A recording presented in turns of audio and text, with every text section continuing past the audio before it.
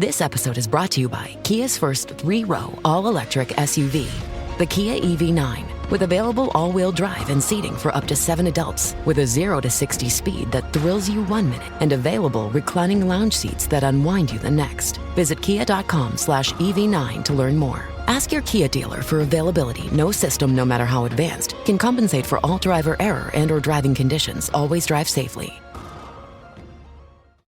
This episode is brought to you by Intercom. Their customer service AI? Intercom's customer service AI. Intercom's AI for customer service is years ahead of the competition. That means you get the lowest support volume, the fastest resolutions, the most efficient support team, and the world's happiest customers. Intercom, the leader in AI for customer service. Learn more at intercom.com. Join me, 48 Hours correspondent Erin Moriarty, on my podcast, My Life of Crime, as I take on true crime investigations like no other. This season, I'm looking into the labyrinth of crime and secrets within families. I'm cutting straight to the evidence and talking to the people directly involved, including investigators and the families of victims. Listen to My Life of Crime with Erin Moriarty wherever you get your podcasts. If you care about the state of the world and want to set it on a better course, we have a solution that may be somewhat surprising. Work in finance. At CFA Institute, our programs and courses are deeply rooted in ethical perspective. But we don't just teach. We create codes of conduct and impact key policy issues with global governments and regulators. To join a global network of investment professionals, visit cfainstitute.org/setthestandard today. Hello? I'm a Marine. No matter how you served. My buddies from the Army are all gone now. I'm really alone. No matter what you're going through. I keep getting calls about the bills, and I'm trying to get a job, but I feel so stuck. We are here for you. If you or a veteran in your life is experiencing thoughts of suicide, dial 988, then press 1 to reach the Veterans Crisis Line. You know Maze is going to hate this movie, right?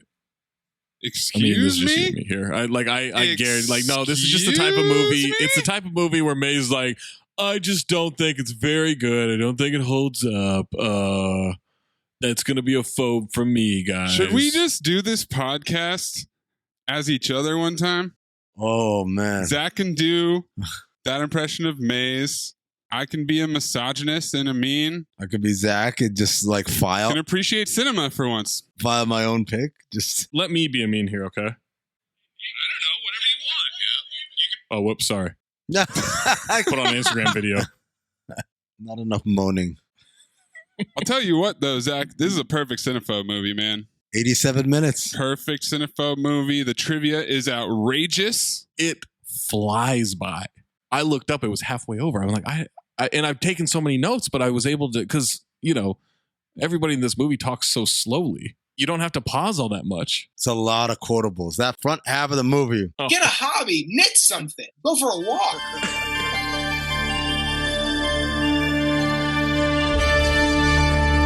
Previously on Cinephobe. How am I supposed to go back to the me before all of this pain? Excuse me? We're new in town and we've never had sex before. Would you give us a hand? I would have rather seen his cock. Out of the way, Bobby!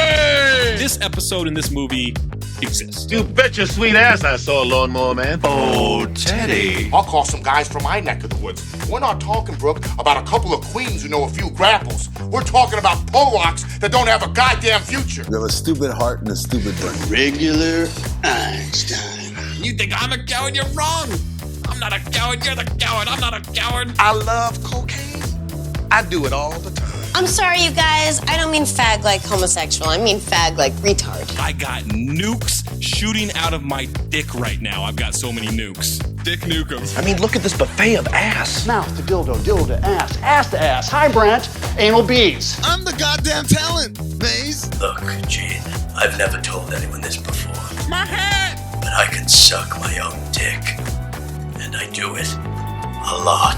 1038. This movie is shit. You don't know shit. Holy shit, bro. I had the same note too. And I swear to God, both of you guys are the biggest fucking liars in the world. Howdy. You should have saved this for the train. All right, au revoir, Luban. Lisa, solide. Oh, I mean, why don't you just be like a regular person and dream about regular threesomes? Like clones. Give me some soul kisses, baby. Hey, beautiful. Oh, dang. Oh. My nose. I can't indulge this comparison to a person that Amin may or may not know in a movie that has nothing to do with this podcast. That's some 20th century shit, bitch. We will tangle ass, Say hi to your mother for me. and you will lose. What's the end game? Okay, now everyone's dead. What is fucking Spence from Ballers? Who cares what the end game is? I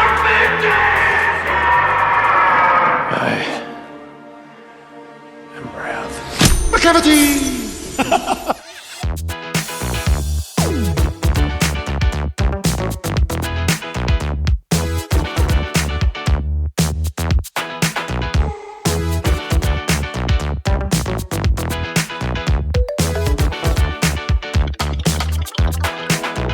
Welcome to Cinephobe, the podcast. We break down the movies you're afraid to admit you love. I'm Zach Harper. That's Amin Al Hassan. That's Anthony Mays. Patreon.com/countthedings. If you want to get in on the playback watch along, Tuesday, January 25th, we are going to watch along. Do we want to announce the movie? We teased it last episode. Horrible Bosses 2. If you want to sit there and laugh with us while we all watch the movie, that's going to be a fun one. This isn't some bullshit Jingle All the Way to Larry the Cable Guy arm meat episode. No. Arm meat? You're going to get everything. Looks like a grasshopper got up by the grass. You know, one of those. Roughest courses, piece of rope in our rope inventory. You will have 24 hours to sign up for the Patreon. It's going to be great. You don't want to miss that. So patreon.com/countthedings. Not only that, you get the playbacks, the watch-alongs of basketball games with Amin, Tom, and Trey, like all kinds of stuff on there. So make sure you do that. Patreon.com/countthedings. Get access to everything. Review. Okay, guys, last I checked, we're at like $22.89 for Apple Podcast reviews. $6.30 on Spotify. So Spotify's growing, at least percentage-wise, from what it was before. Apple Podcasts, again, 5,000 by the end of this year. Or get out. Slow. 5,000 for both of them, by the way. We need 10,000 reviews between the two of them. If you already left an Apple Podcast one, go on Spotify. Rate that bitch 5 stars. That's all you got to do. And vice versa. If you have a submission for Cinephobe, submit it. Just a reminder, it needs to be 40% or lower on the Rotten Tomatoes audience or critics score. January 2022, Stallone month on Cinephobe. I started us off with Over the Top. Mays picked Rocky 4, and now it's Amin's pick, and he's gone with the 1986 action crime thriller Cobra. Action! Just action? There's so much crime. There's so many thrills. Action! I mean, what do you say? I would say action thriller. I don't know if it's crime. Kriller? Kriller is a crime thriller. Yeah. Yeah, I think so, yeah. Yeah, there's some crime, there's some thriller in there. For me, crime has to have some element of trying to solve the crime. He does have a solution. Yes. Well, I mean, I don't know about that. I don't know. That's his solution. It's just what happens, you know? When he gets into why he has to do this, it makes a lot of sense, guys. Yeah, Marion Cabretti is a complicated man, okay? Tell that to the judge. There are times where I thought maybe I'm watching Judge Dredd. That's the judge he wants you to talk to. Almost same note too, bro. And it comes up fairly early in the movie when that happens. Yeah. Just want to say the Amazon Prime description is Sylvester Stallone plays his toughest character yet. Oh. As a police officer, dirtier than Harry, who must protect a beautiful witness from a cult of serial killers. And I said, wait a second, are we back to doing this thing where we're going to name other people's movies? Oh, you hate that. Yeah, I do. But then I realized they didn't say Dirty Harry. They said that this is a police officer who's dirtier than Harry. Dirtier than Harry, right? That's clever. Yeah. Cobra stars Sylvester Stallone, a now 5-time repeat offender with Rocky 4, Over the Top, Staying Alive, and Tango and Cash. I wish I knew how to quit you. 3 consecutive movies in this month. Cobra goes right in between Over the Top and Rocky 4. And I will remind you once again, this is double elimination, and this is Stallone's 13-year run of Cinephobe movies. It also stars Brigitte Nielsen. I wish I knew how to quit you. She had Rocky 4, and Red Sonja in 1985, this movie in 1986, and then Beverly Hills Cop 2 in 1987. Almost the sequel to this movie in a way. All the multiverse. She's in all the multiverse. Rennie Santoni is in this movie. You know Rennie from Dirty Harry, the pickup artist, Rain Man, Groundhog Day, Private Parts, Can't Hardly Wait. Nope. And he played Poppy on Seinfeld. There you go. As soon as I saw him, I said, Poppy! Poppy talk! They're trying to kill a puppy? Why? Well, don't they know I have a gastrointestinal disorder? If I would have had any of this, I would have died. And the puppies are no good to anyone. This is a sick joke on a puppy. How could you be friends with those two? Andrew Robinson from Mask, Hellraiser, Child's Play 3, Star Trek Deep Space Nine, and also Dirty Harry. They just looked at the cast list for Dirty Harry and said, who's available? Star Trek Deep Throat 9. We also get repeat offender Brian Thompson. I wish I knew how to quit you. From Mortal Kombat Annihilation. Shao Kahn! Father, the merger has begun. Earth is under attack. And it is glorious! He was also in Terminator, Dragonheart, and The Expendables. John Herzfeld from Cannonball and Death Wish. Jesus Christ. Lee Garlington from Psycho 2, Psycho 3, Hell Comes to Frogtown, Field of Dreams, Sneakers, Driven, Evolution, and American Pie 2. What a career. Art LaFleur. Cram it up your cram hole, LaFleur. From War Games, The Blob, Field of Dreams, In the Army Now, The Replacements, and he played Babe Ruth in The Sandlot. That's how I remember him. Marco Rodriguez from The Rookie, Maniac Cop 2, The Crow, $1 Million Baby, Fast and Furious, and Once Upon a Time in Hollywood. And he's the manager of Kenny Powers' Mexican baseball team in the second season of Eastbound and Down. Oh, nice. Ross St. Philip, repeat offender from Over the Top, Staying Alive, and he was in Rhinestone. I wish I knew how to quit you. That's his only other credit, so his entire catalog will be done on Cinephobe. Oh, spoiler alert. Jeez. Stallone year, baby. What are you talking about? It is. Val Avery from Donnie Brasco, The Sting 2, and The Killing of a Chinese Bookie. David Rash from Succession, Veep, and a movie called Bingo. Carl from Succession, young Carl. It's great to see him here. Roger Aaron Brown, who is a repeat offender from Action Jackson. I wish I knew how to quit you. And that's all I got for the cast. Oh, okay. I got one on you this time, Zach. Repeat offender. Oh, stunt coordinator? Craft services. Transportation department? Ron Jeremy is an extra in this movie. No, he's not. You, of course, remember him from the Reindeer Games episode. I wish I knew how to quit you. When? Where is Ron Jeremy in this movie? Where isn't he? Wait, he was in Reindeer Games? Welcome to his dick? What? What? Are we starting a third straight episode with cocky talk? We? I didn't bring up his dick. Also, it's not the beginning of the episode. We're a good 10 minutes in at this point. Right. Better to come late than not at all. Oh, boy. Ron Jeremy is entering the Coolio zone. When was he in? Exactly. George P. Cosmatos directed this movie. George P. Cosmatos. He directed Rambo First Blood Part 2 and Tombstone. This dumb fuck directed Tombstone? Yep. He also had a movie called Leviathan. He has some hits on the resume.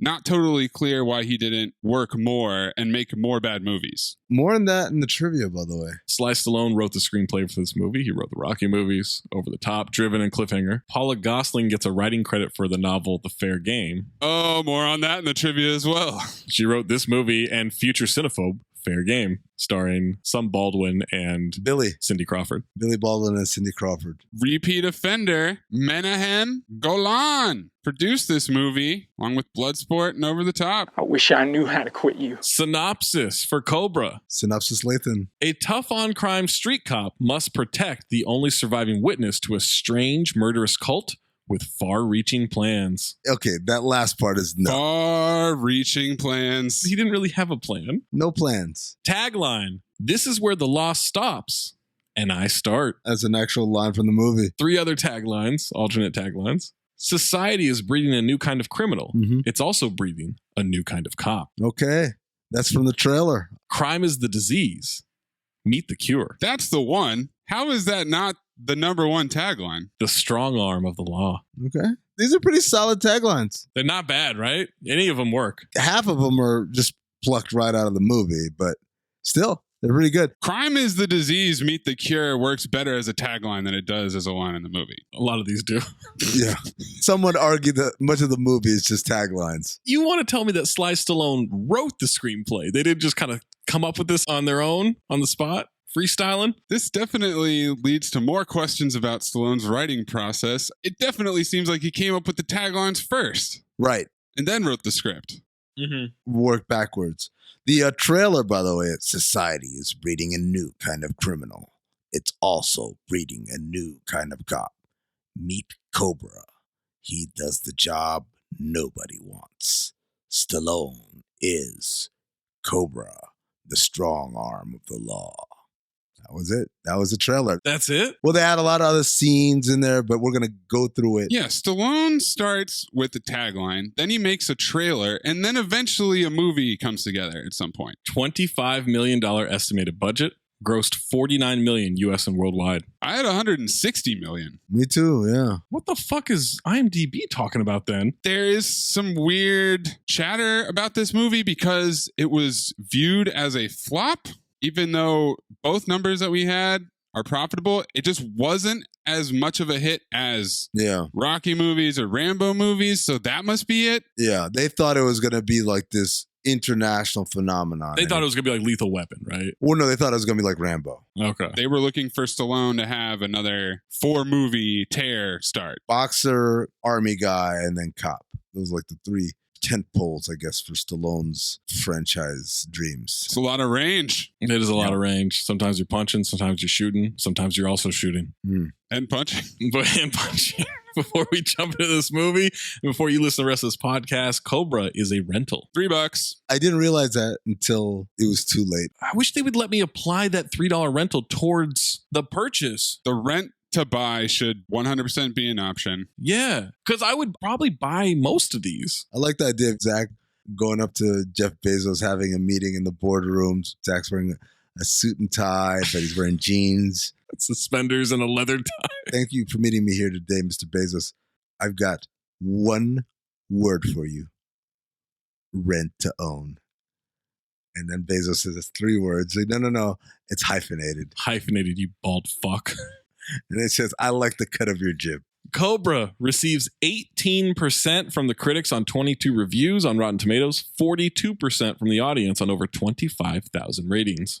Again, really low. Low numbers. I mean, would you like the positive or the negative reviews? I'm glass half full kind of guys that give me the positives. Wow, everybody's just thinking about the negative. Well, I think the glass is half full. Everybody thinks it's half empty. Peter Subzinski of The Spool. It is such an exercise in pure, unchecked, and misplaced testosterone run amok that it exerts strange but undeniable fascination. Remember when Kirilenko came off the bench for Brooklyn? Mm-hmm. Yeah, he had the Subzinski. Is that why you laughed when I started reading? Yes. Felix Vasquez Jr. of Cinema Crazed. It's goofy action fun, and it gets better every single time I watch it. Ya boy, David Nusser of Real Film Reviews. An exciting, blistering paced actioner that benefits substantially from Sylvester Stallone's engrossing work as the title character. Engrossing? Variety staff of Variety. Cowards. Cobra is a sleek, extremely violent, and exciting police thriller. Not sleek. No, this is a sleek movie, man. You kidding me? It's not sleek. Come on. Sleek Mill. While you were sleeking. Sleekless in Seattle. Neither rain nor hail nor snow nor sleek. The Greek sleek. Le sleek. Say sleek. Sleek out. Ooh, look at you. Now we're dancing sleek to sleek. 0 sleeks. User Artyom J. 4.5 out of 5 stars. Awesome movie. Give it a try and chill. Cobra and chill. User Leon O. 5 out of 5 stars. Just appreciate it for what it is. Too much unnecessary hate for this movie. Go ahead. I don't shop here. Lionel Messi. User Eddie C. 4 out of 5 stars. Eddie only sees 4 out of 5 stars. 5th star, doesn't see it at all. Why this never got a sequel, I never got. One of Sly's most underrated characters. This movie is totally action 80s and over the top. But what were you expecting? Great fun. Gets a bit lost in the third act, but it's brutal and got some nice quotable lines. User Fabio D. 5 out of 5 stars. Good action movie with a secret society background theme. Fabio D just boy. I just imagine a dick, but the pubic hair was like Fabio's hair. It was long and silky. And the dick shook his head and the hair swayed side to side. In slow-mo. Yeah. You just got the dick riding a horse, the open shirt in the countryside. Fabio D. User Sterling R, 4 out of 5 stars. A solid and fun Stallone film with good scales, if action, and a unique idea behind it. If action? I think they meant of action, but it says if action. Is it a unique idea at the time? No, it's just Dirty Harry, isn't it? That's true. And also Dragnet. Yeah. Did Dragnet come afterward? Is the New Order Mad Max inspired? I guess, yeah. There's a lot of dirt bikes in this movie. Dirt bikes? Oh, dirt bags too. User Jeff B, 5 out of 5. Jeff B, 5 out of 5. I was 11 years old when I saw this. I was enthralled. Most serial killer movies have one killer. Cobra had a whole cult of axe murderers. Ho, ho, ho! Film noir. It had a laser sight on a machine gun long before this was a commonplace in films. Is that why that scene had so much attention and care to it? The knife that the villain wielded was completely insane. There are some great action scenes throughout the film, but toward the end, there's a pause, and you know the big showdown is coming. It does not disappoint. Cobra is like Rambo decided to become a cop instead of join the army. What more could you want? Dragnet, by the way, 1987. So, oh, it was after. Obviously, the plot line of Pagan, the cult, and that no one believing that it really exists other than the two cops who are on the scene, Friday and Strebeck. That's the part I meant. User Just D, 3.5 out of 5 stars. I am so glad this isn't Beverly Hills Cop. User Tony C, 5 out of 5 stars. It's fun but stupid at same time. Not all films need to be Oscar bait to be good. Oscar bait? Can you imagine? Well, I'm just thinking now of the movie Oscar with Sly Stallone and him using that as bait for an Oscar. I was thinking about Oscar Bluth. I'm not Oscar.com. User Brock G. What was Morgan Freeman's website? ThaddeusBradley.com. Yeah. User Brock G, 5 out of 5 stars. Brock G in the place to be. I'm a white guy, likes to rap when you see. Cobra is so badass, he drinks the soda before he lets it go to waste and eventually smokes the cocksucker in the grocery store. Haha, great action movie. Soda? Yeah, it's clearly a course. Oat soda? Yeah, he smokes the cocksucker. Sometimes, man, you put a review in and you think, I bet it's going to hit with Amin. And then it does. And then I'm tickled, because I was like, I knew that was going to resonate. Last positive review, user Ivan S, 5 out of 5 stars. Ivan S too. 2 of them in my name, actually. You want a movie that makes you think? You want a movie that has deep, significant meaning? Then go away. This isn't the movie for you. And that's how I like it. Did Stu Gatz write that one?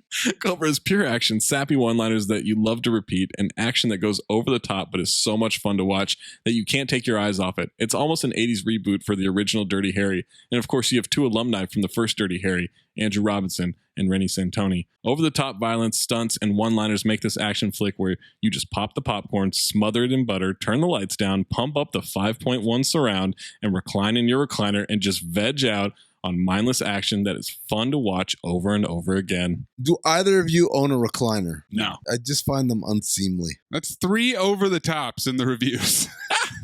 They said it. Stop being a pessimist. This tank is not half full.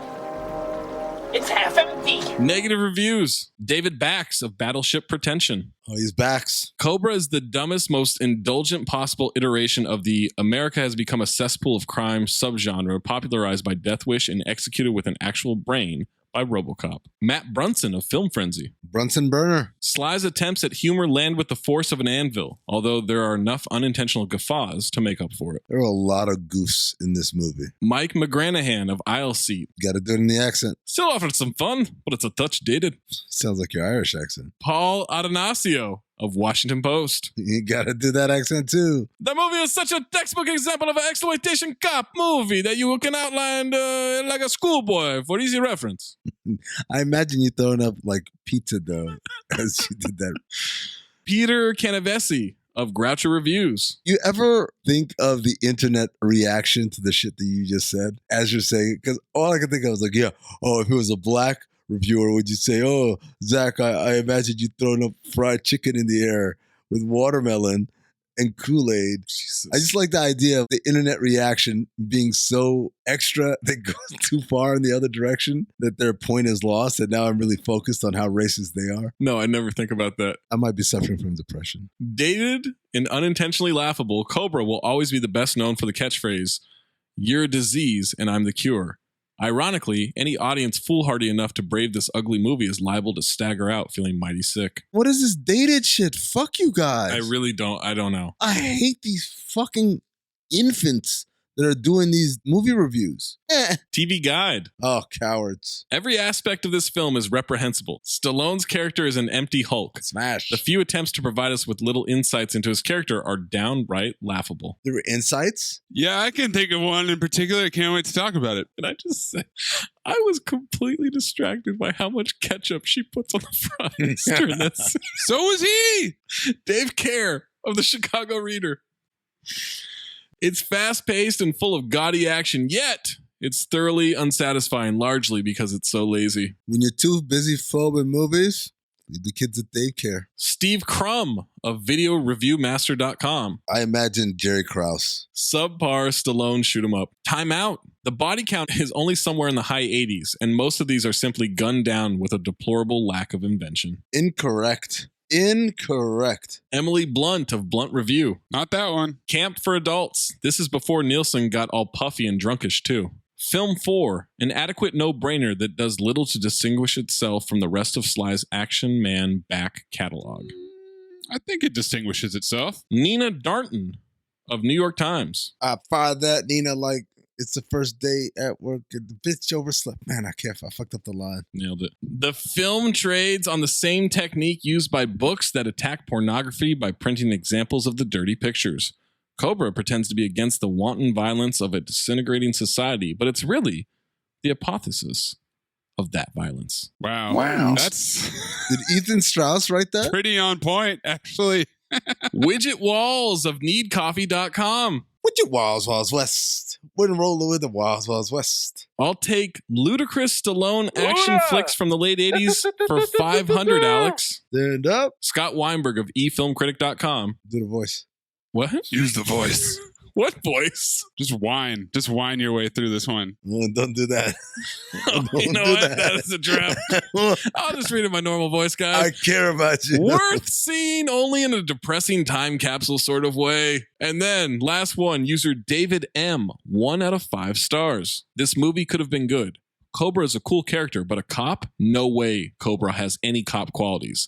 The story was weak and the acting was even worse. A forgettable Sly film. David, I got some news for you. David's a cop, by the way. Maybe he has some cop qualities. You know? I didn't watch this movie and think, that's not the cops I know. Yeah.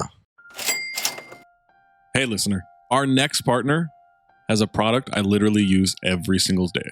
I started taking Athletic Greens because, really, I just wanted to be better. I wanted to sleep better. I wanted to have better health. And I feel like, all right, I'm turning 40. I should start taking vitamins. I should start making sure like I'm optimizing my immune system. I just need to be healthier. Turning 40. That's when people start falling apart. Not me. I got Athletic Greens and I feel great. I've been taking this stuff for about 30 days now. And it's super easy. Just do like the scoop and some cold water. It's like 8 to 12 ounces of cold water every single day. Do it before I eat breakfast. Empty stomach. Boom. I'm sleeping better. I feel like I have more energy. I feel like my workouts are better. I just feel better. It's kind of crazy how easy it is just to feel better. So you're probably asking yourself, hey, Zach, I'm listening to Cinephobe right now. I want to know, what is Athletic Greens? Let me tell you, I'm so glad you asked that question. One delicious scoop of Athletic Greens, you're absorbing 75 high-quality vitamins, minerals, whole food source, superfoods, probiotics, and adaptogens to help you start your day right. The special blend of ingredients supports your gut health, your nervous system, your immune system, your energy, recovery, focus, aging, all those things. I'm aging. Well, we're all aging. That's how time works. I feel better every single day. I wake up with more energy. I feel like it's helping me recover. My joints don't feel as sore as they used to. Like I'm just in a better place right now. Tons of people take some kind of multivitamin, and it's important to choose one with high quality ingredients that your body will actually absorb. And that's been my biggest issue with this stuff, is figuring out which vitamins, which multivitamins, which bottle do I need? Forget those bottles, forget those pills. They can be expensive. Not Athletic Greens. It's less than $3 a day. You invest in your health and you do it at a cost-effective way. Athletic Greens was created when the founder experienced a ton of gut health issues, ended up trying to do this like complicated supplement routines, like $100 a day. You can spend so much money on this stuff because it can be such a grift, or you can get Athletic Greens. It's trusted by leading health experts such as Tim Ferriss and Michael Gervais. And for every purchase, AG donates to organizations helping to get nutritious foods to kids in need, including No Kid Hungry, right here in the US. Right now, it's time to reclaim your health and arm your immune system with convenient daily nutrition like your immune system is Action Jackson, flipping over cars, running down cars, fighting everybody left and right, especially heading into the flu and the cold season. Just one scoop in a cup of water every day. That's it.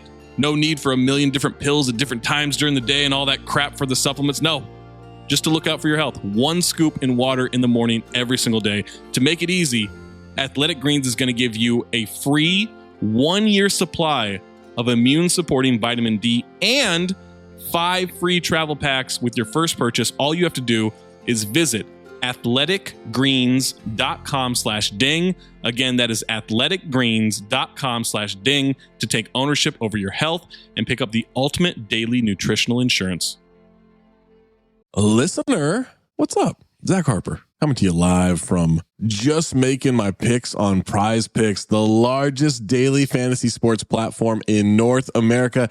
For my money and your money, the easiest and most exciting way to play DFS. Again, that's daily fantasy sports. It's just you against the numbers instead of battling thousands of players, including like pros and sharks, those people that really try to game the system and screw you over. You just pick more or less on 2 to 6 player stat projections and watch the winnings roll in. Basketball's here, right? So check this out. This is the cool thing that I love from Prize Picks. You can now pick combo projections across football and basketball from the Specials League, a league created specifically for combo projections that includes 2 or more players from different sports and leagues. So if you want to do like more Patrick Mahomes yards and less James Harden points, you can do that. You can do that combination. You can do any combination that they have on there. You just go to the Specials League. You want to play alongside people. Maybe you don't want to go it alone. Maybe you want to play alongside people. You can go to, I don't know, Meek Mill, Andrew Schultz. You find them in the community plays under the promos tab of the app to view entries from some of the biggest names in the Prize Picks community each week. And best of all, Prize Picks even offers a reboot policy so your entries stay in play even if one of your players gets injured. For football and basketball games, if you have the player who exits the game in the first half and does not return in the second, that player is rebooted. Prize Picks, the only daily fantasy sports platform with an injury insurance policy. So I'll tell you what you do. You go to prizepicks.com/ding and use the promo code DING, D-I-N-G, for a first deposit match up to $100. Let me say that again for you. You go to prizepicks.com/ding. You use the code DING, D-I-N-G, for a first deposit match up to $100 from our friends at Prize Picks. Prize Picks, daily fantasy sports made easy. Hello? I'm a Marine. No matter how you served, My buddies from the Army are all gone now.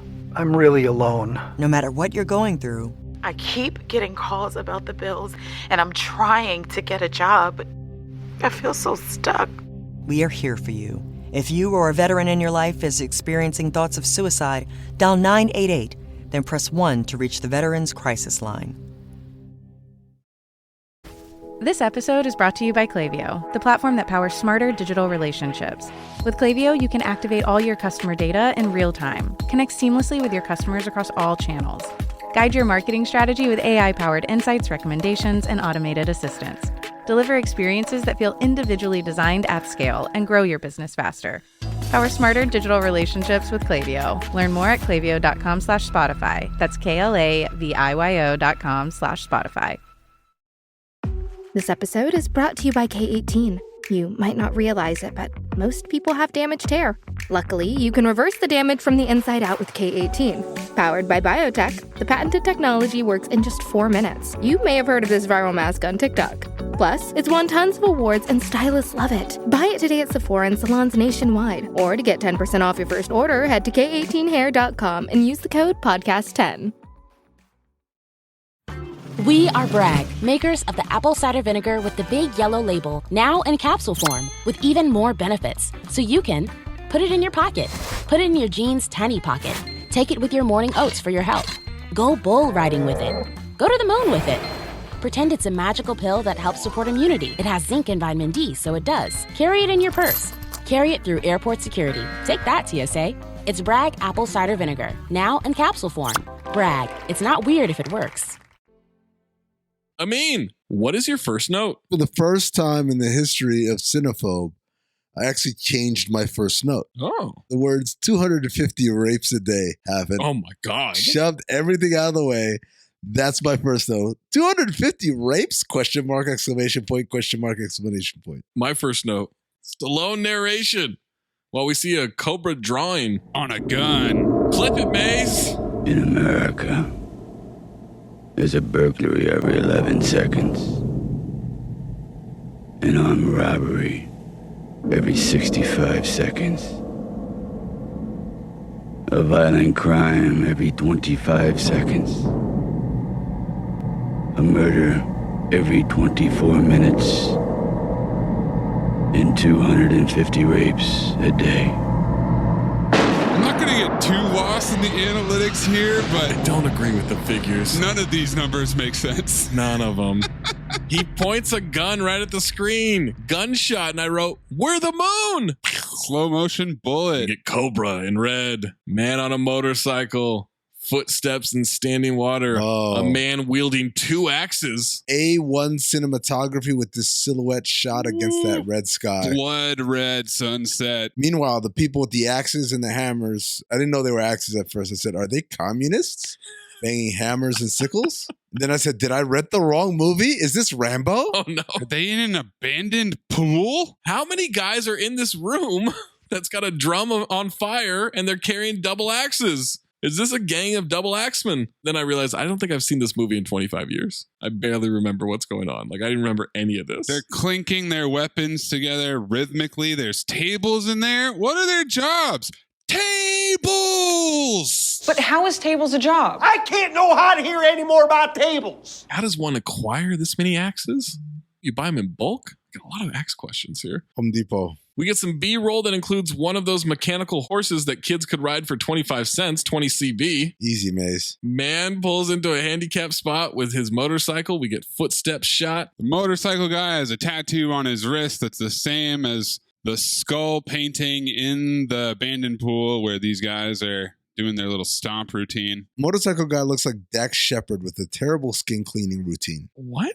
No. That's young Marco Rodriguez. It looks nothing like Dax Shepard. What are you talking about? I'm telling you, he looks exactly like Dax Shepard. I'm telling you, he doesn't. I'm telling you, he does. Find me a picture where they look the same. Of Dax Shepard? Where he looks anything like this guy. All right, you always do this to me. All right, hold on for a second. No, you do this to yourself. I got a lot of notes. He is bumping into people in the store. Produce man with the bow tie starts following him. Hey, pal, can I help you? Hey, pal. That's when the guy pulls out a shotgun and starts shooting cantaloupe. That's how he paid, using Hey Pal. He's just shooting food left and right while people run from the store. He hates these cans.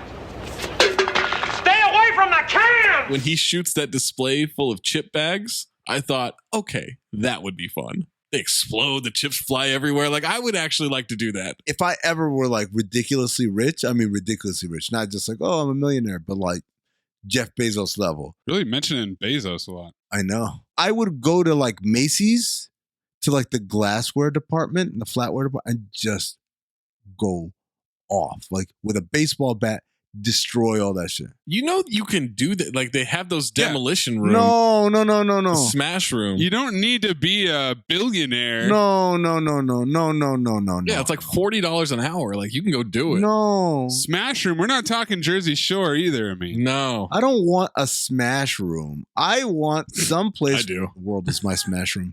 I want someplace where they're not expecting a maniac to grab a baseball bat and to just go to town on their display. Also, smash rooms are always gross and dirty looking and dingy. So You want to destroy property and then get hit with a fine and just be able to pay it off? Is that the thing here? Pay it off. And you want to terrify people in the process? Uh-huh. That's psychotic. You know that, right? Just go break some shit out. No. By a train yard like normal people. Yeah. Man. Train yard. That's just, no, that's it. We'll do that for the train trip. Stop in every city and start breaking shit in the yard. He shoots the shit out of this woman's cart, by the way. Just everything explodes. Yeah, he's not even trying to hit anything else. As everyone runs out of the way, there's one guy who falls over a table. And we have our first ass-off nominee, ladies and gentlemen. Guy that falls over a table in the grocery store. Yeah. SWAT team rolls up. Helicopters there. Snipers, cameramen. The King Market is hopping. Cop on a bullhorn says, "We're willing to talk. No one wants to hurt you. Do you understand? We're willing to talk. There's no need for violence. There's no way out except for talking." Also, this is a double elimination.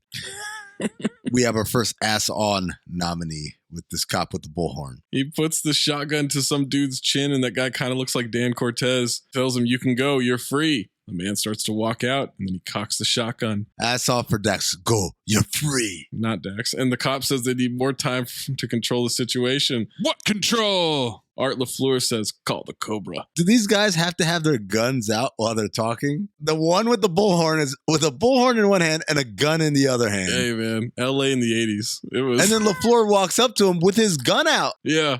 I mean, I think we have enough guns for one gunman. Dude starts running and he shoots and he gets shot in the back and he falls his ass off into some Christmas trees. Marco waits a long time to take this shot with his shotgun. He does, yeah. Like Murder, She Wrote. What's her name? Angela Lansbury. Yeah, you know, when she falls into the Christmas tree.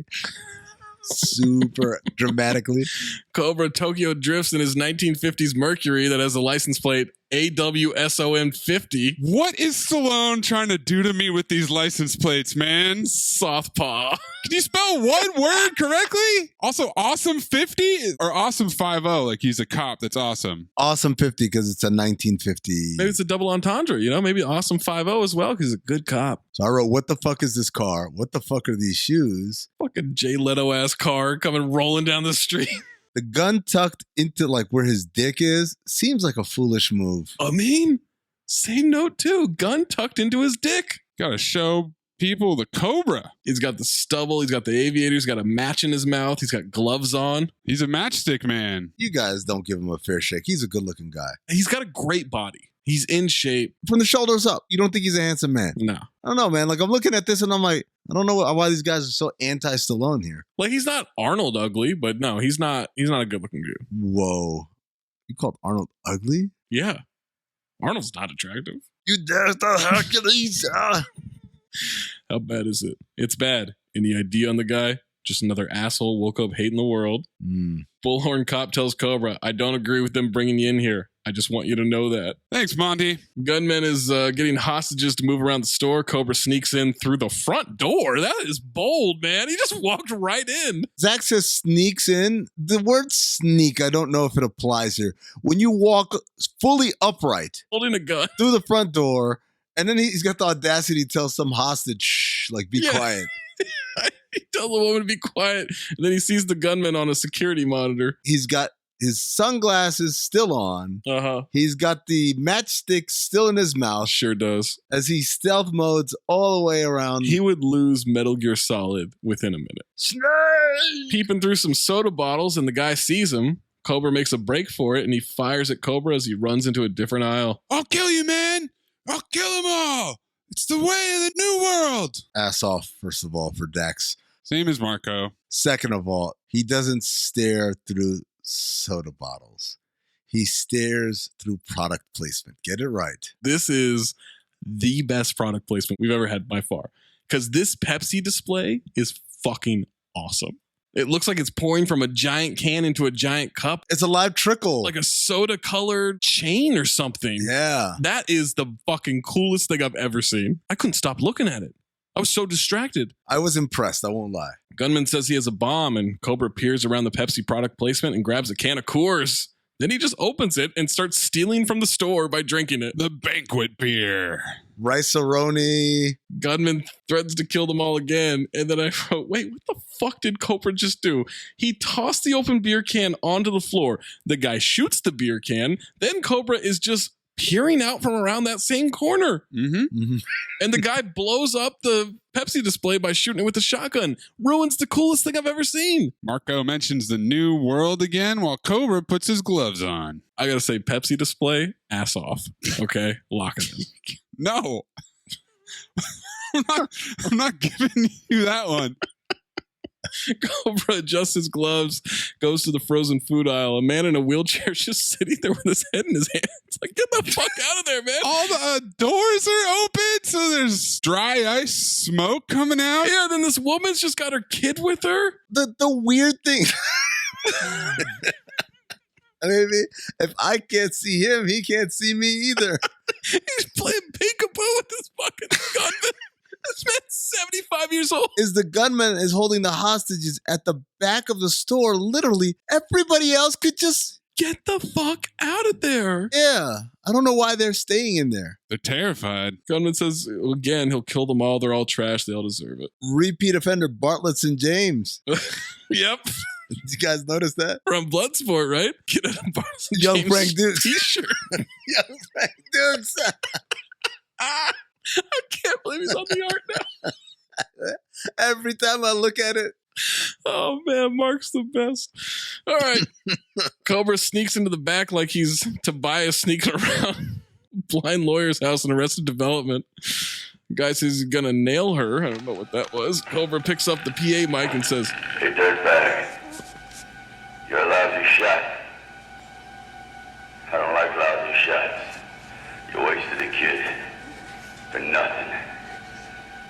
Now I think it's time to waste you." Cobra kicks open the back freezer door. How did he get in there? He's face to face with the guy who's holding a bomb. He's holding up like the ooze. Got a bomb here. I'll kill her. I'll blow this whole place up. Go ahead. I don't shop here. You know what? Banter. File. He said, I don't shop here. I was like, yo, that is some cold-blooded shit, man. Banter is running away with the Horseman in this one, by the way. Just put that down now. Just relax, amigo. You want to talk? We'll talk. I'm a sucker for good conversation. I don't want to talk to you. You bring the television cameras in here now. Cobra puts his gun back into his dick, holds his hands up. You can't do that. Why? I don't deal with psychos. I put them away. I ain't no psycho, man. I'm a hero. And then Cobra sneaks a knife behind his back. You're looking at a fucking hunter. Hero of the new world. You're a disease, and I'm the cure. And then Cobra throws a knife in his fucking chest, then pulls his gun out of his dick and shoots him like 5 times. 6 times. He shoots 6 times a lot. Guy falls into a food display, and the bomb just doesn't go off. I don't understand how that bomb works. I don't think he had a bomb. And that's when I noticed, wait, Cobra's got a Cobra on his gun handle? That was the opening shot. But I didn't realize that. You thought it was the wall of Cobra Kai? Just thought it was a drawing of a Cobra. In his dojo? Cobra grabs the bomb, then helps the girl hostage up. Cameras everywhere outside the store. They're asking Cobra if he killed the maniac, and is this related to the Night Slasher? Was it necessary? Did he have to die? Did Cabretti use unnecessary deadly force? This guy. Don't listen to this asshole. And I wrote, man, kind of a fair question, you know? Yeah. I used everything I had. What makes you judge and jury? People have rights. And then Poppy says, rights? Think a maniac who just blew a kid's heart out for nothing should have rights? People are entitled to protection by the law. Cobra grabs a reporter, puts him next to the dead body on the stretcher. He did that to his family, huh? There's so much tension in that scene because I was like, what's going on here? The way he grabbed him and like just manhandled him and threw him on the hood of the car. First of many grab dude by the collar moves by Cobra. Oh, he's a big collar grabber. He wouldn't do well in the t-shirt era. Cobra is driving in Venice. He wants to park on the street. There's a car blocking the spot. No. So what does Cobra do? No. Fuck you, Zach. There's not a car blocking the spot. There's not enough room. He tries to pull into a spot that does not exist. Yes. First of all, he tries to pull into the spot head first. Well, you dickheads, it does exist. He had to bump a car like 4 feet, and then all of a sudden his car fits perfectly. Yeah, it's on the other end is where it exists. Drive a little further and pull into the open spot in front of this car. Nah, man, nah. Cobra's right on this. You guys are wild. Whoa. I thought this scene was problematic enough, but Zach, you co-signing Marion Cobretti's just absolute scofflaw approach to parking and citizens' rights? I'm not going against him. Everyone goes against him, dies, or gets their collars grabbed. Here we go with Zach giving out some more driving advice for everybody to park tip first. Yeah. Yo, just try it. I park like I put my underwear on, right? Dick first. Do you park like that for real? It depends on the spot. No, like a parallel parking job. I mean, it depends on how tight the spot is. Sometimes I'll pull in head first, but yeah, most of the time I'm backing into it. When are you going head first? When there's enough room to go head first. So not this situation. Got it. No, but even if he backed up, there wasn't enough room. The guy needed to move forward. Or he could have just, as May said... No, hold on. You guys are out of your mind. He says, move it. Guy says, fuck you. So now it's escalated, all right? Now Cobra does what he can do in the situation, moves the car with his car. And the other guy's car is apparently in neutral because it just rolls no problem. No problem at all. Moves it easily the length of the other car. Cobra's car is fine, but now he's got a confrontation. They got to check the damage. He says, what's your problemas, essay? It's so problematic. Touch my car, man. He's got a hairnet and I think a doobie. Cobra says that's bad for your health. What is pinche? What is pinche? Cobra grabs the cigarette out of the guy's mouth and says, me. Banter. Then he flashes the Cobra dick gun. Clean up your act. And then he tears the guy's shirt and the guy's wearing a wire. Why is he wearing a wire? Is that going to be explained? No. He's wearing a wire. Why? It's not even in the trivia. Is that an actual person doing a sting? Must have been cut out. I thought he was going to die. I thought, okay, this is the moment. Of course. His friends realize this dude's been wearing a wire the whole time. They fuck him up. Well, that's the end of that. Until we see him later in the movie. Same dude, still around. This actor with his ass fully on is named John Hawk, Hauk, and he only has 2 other movies, including 48 Hours, where he played a character named Henry Wong. I'm problematic. It's a problem. Cobra drops the newspaper off on his Weber grill. Before he does that, he walks past this massive Pepsi sign. Okay, so I didn't notice that at first until it was nighttime and it was all lit up. I didn't notice that.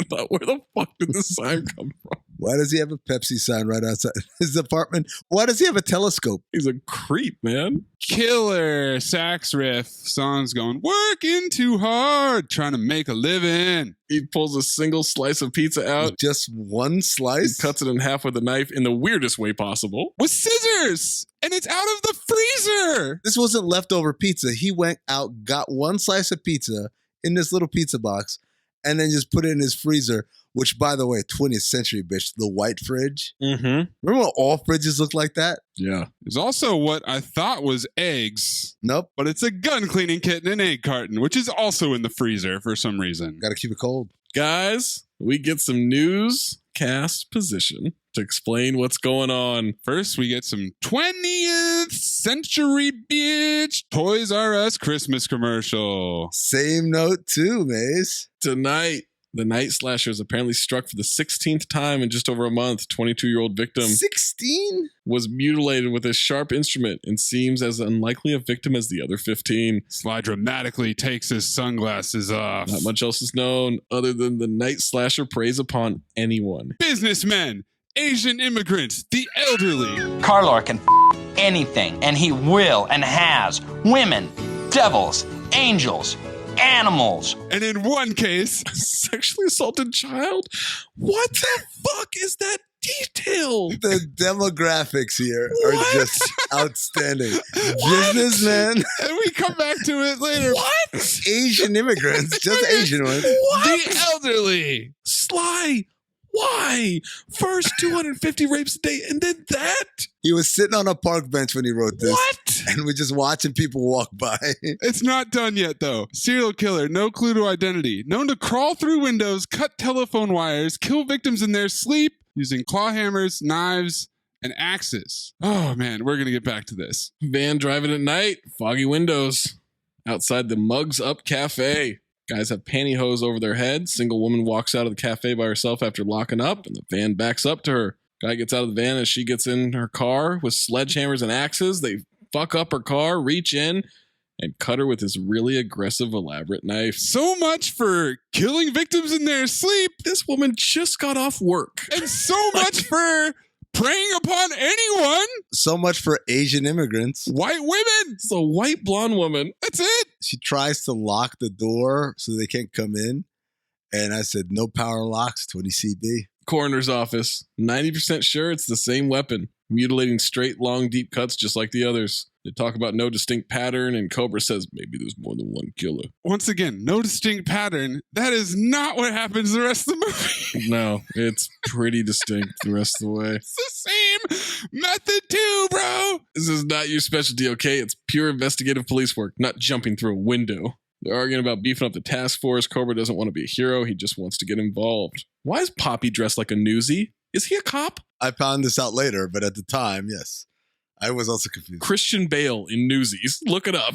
Brigitte agrees with you. Monty wants Cobra to stay on the zombie squad. They don't need his tactics. It's been a long time, boys. We get some nice, solid walk and talks position. Cobra, you're on zombie squad. Nothing personal. Different kinds of cops. Cobra says as long as they play by these bullshit rules and the killer doesn't, they'll lose. This sets up the Cobra formula that happens over and over again in this movie. Captain's complaining about internal affairs being down their throats. Cobra says, then we've lost. Lost? What do you mean lost? And then he says the killer line. So you have to say something vague. Yeah. Someone has to follow it up with a question. Then you drop the hammer line. It's the same as, did it hurt? What? When you fell from heaven. It's like Zach. Zach does that a lot when he's doing his shtick. What shtick? He'll throw out a bait line pretty much. And if you just ignore it, he'll just come with the punchline afterward anyway. What shtick? What are you talking about? As they walk into the office, we get a great shot reminding us once again, Sylvester Stallone. Zero cheeks. Zero cheeks. Do some squats, buddy. And then he turns around and there's a gun range right there. In the office! Same? No. Too. It's like the fucking Catwoman precinct. They walk through like one of those glass doors and that's not soundproof. Nope. That would be so loud in those offices. And then he does this formula again. We have to wait. For what? For it to happen again. Bang, bang, bang, bang, bang, bang. Shoots a target right in the heart. Van's following another car at night, follows it under the overpass and rams it from behind.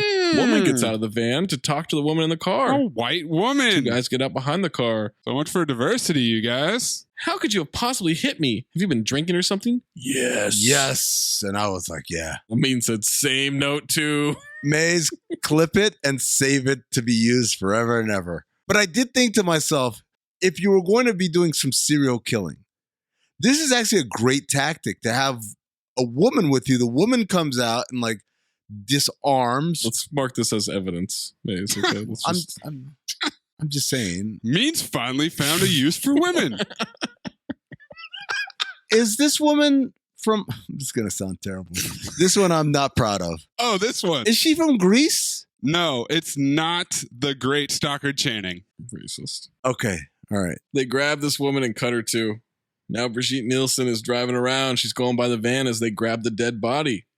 Fake Brian Bosworth tries to stop her, but he looks like a psychopath, so she just drives on. He's so sweaty. Yeah. Woman yells to get the license plate. They put the woman on the bus bench next to the car, and they rush into the van. If they're not going to mess with her car, why are they taking so much care to put her on the bus bench? Why wouldn't they just leave her in the car? It's almost as if their MO is total bullshit. There's also a weird timeline with the news report, when they kill the waitress, and then the autopsy. They're really ramping things up. 16 in a month, and then all of a sudden it's like, what about a murder night? And let's abandon all previous protocol. Let's just do it with people in their cars in a group and just destroy shit. Just run amok. Cops are at the scene now. Captain says he's daring them to catch him. Forget it. What do you mean, forget it? Call the bastard. Oh. Wait, the drunk woman is a cop? She's looking up Ingrid's license plate and address at work. Like a cop call. Film noir. Like a film noir. I paused and I read all the information in old Ingrid Knutson's file. Oh, okay. Yeah. Santa Monica. Nuts on, nuts off. She lives in Santa Monica. Her actual address is 3111 4th Street, Santa Monica 90405, 3 blocks away from the farmer's market. If you're familiar with Santa Monica at all. Listed at 6 foot 127. Yeah, in your bra. Yeah, but 30 pounds of that is ketchup. Her license expires in 1988. Come up. Yeah. Cobra is wiping down his car in a parking rooftop. Wearing a sweet duster. He is wearing a sweet duster. Art and Monty, cop who hates him, show up. Poppy's there. Art says, I won't waste any time. You know every sicko in this city. Shake him down. Get this maniac. You know almost every sicko in this city is hilarious. If I find him, do what you do best. And try not to waste the wrong guy, eh? But then again, what do you care, right? Why does everyone keep using that word? Waste him. Waste him. Don't waste him. You wasted the kid. Can we say kill or murder? Poppy says, when this is over, I'd like to celebrate by punching a hole in Monty's chest. You know what the trouble with you is? You're too violent. It's all that sugar you're eating. It's all This that is the junk first sugar I had all It's all day. that junk food you're swallowing. Oh, shit. Try prunes, something natural. Prunes? Raisins. Try fish. Fish and rice. Very good. Banter. It's the beginning of the health food talk. Yeah, the weird health food thing. And we've got a montage that cuts every time a drum beat hits. My next note, does this robot have tits? Oh, these robots. This is when I started to lose my mind. Is this when you text us? This photo shoot. They're just splicing in robots to him driving around the city. People on Skid Row. Does this movie become RoboCop at some point? Why does Stallone love robots so much? He fucking loves robots, man. Oh God, it's Ingrid's photo shoot, and the photographer is Carl from Succession. Oh. She's flopping all over these robots. She's all over these robots, man. So many wigs. With big cracks, just like thunder. Some survive her, most go under. Dancing this ball and chain around. There ain't no good to be found. Angel of the city, are you watching over me? Angel of the city, tell me where can you be? In time I'll find you, angel of the city. The streets they scream with desire. The air is thick with flames on fire. This ain't any kind of life. Living on the edge of a knife. And then they've got this robot in a fucking fur coat. They sure do. Robot month. Robot month, indeed. Stallone month is robot month. Golden dumpster, lock it in. It's over. It's over. They got a robot in a fur coat. Bad guys are lurking with weapons in the street. Cobra and Poppy talk to a tattoo artist. Ingrid has a black wig on now. She's dancing her ass off with this robot. Stallone eye close-up shot. Fake Bosworth is sweating so much at night. Yeah. So much. This montage is bizarre, and we're already 25 minutes into this movie. You know what I love about Stallone montages? Is that there's always clearly dialogue happening. We just will never know what they were saying. There's one point at a bar where he just grabs a black guy and starts manhandling him. By the collar. By the collar. You got a code switch, you know? You just talk to the white guys outside the shrimp chili stand, but Ingrid is working these robots. I wondered, is there an Amin Zero Cheeks comment coming with Ingrid? Not yet, because I was looking and I was waiting, but we never get like a clear shot. Everything is kind of frontal. So the only note I have here is she's wearing the Borat swimsuit. This picture I sent you guys is the greatest thing ever. But yes, Amin, same note too on the Borat This swimsuit is white knot. Then there's ominous music as the robot set goes dark and the van has been parked. Yeah, this picture is my golden dumpster. my I God. still haven't recovered from this. I will. I don't know if I ever will. I won't lie. I did not notice that the robot had a fur coat on. Fur coat? There's a fur coat on this fucking robot. What? That's the only thing I saw. When I was looking at her. Young Carl is such a fucking pervert, dude. What is he doing? Oh my God. With this photo shoot? He's the best. Then there's one last shot of the robots just hanging out. By themselves for like 5 seconds. Yeah. Robot month. I want for Mark to have this as our artwork for this movie. Her grinding on this robot with the fur coat. And make the face of the robot young Frank Dukes. It's already kind of like that. Look at his face. Zoom in. And this robot has eyebrows, and the eyebrows are raised. It took so much restraint for me to not send you guys that picture when I found it last night. He's got little shoes on. There's legitimate tears in my eyes right now. He's got kicks. He's got kicks, man. Those kind of look like McGrady's, you know, those Adidas? Exactly, the ones that had the stripes are on the front.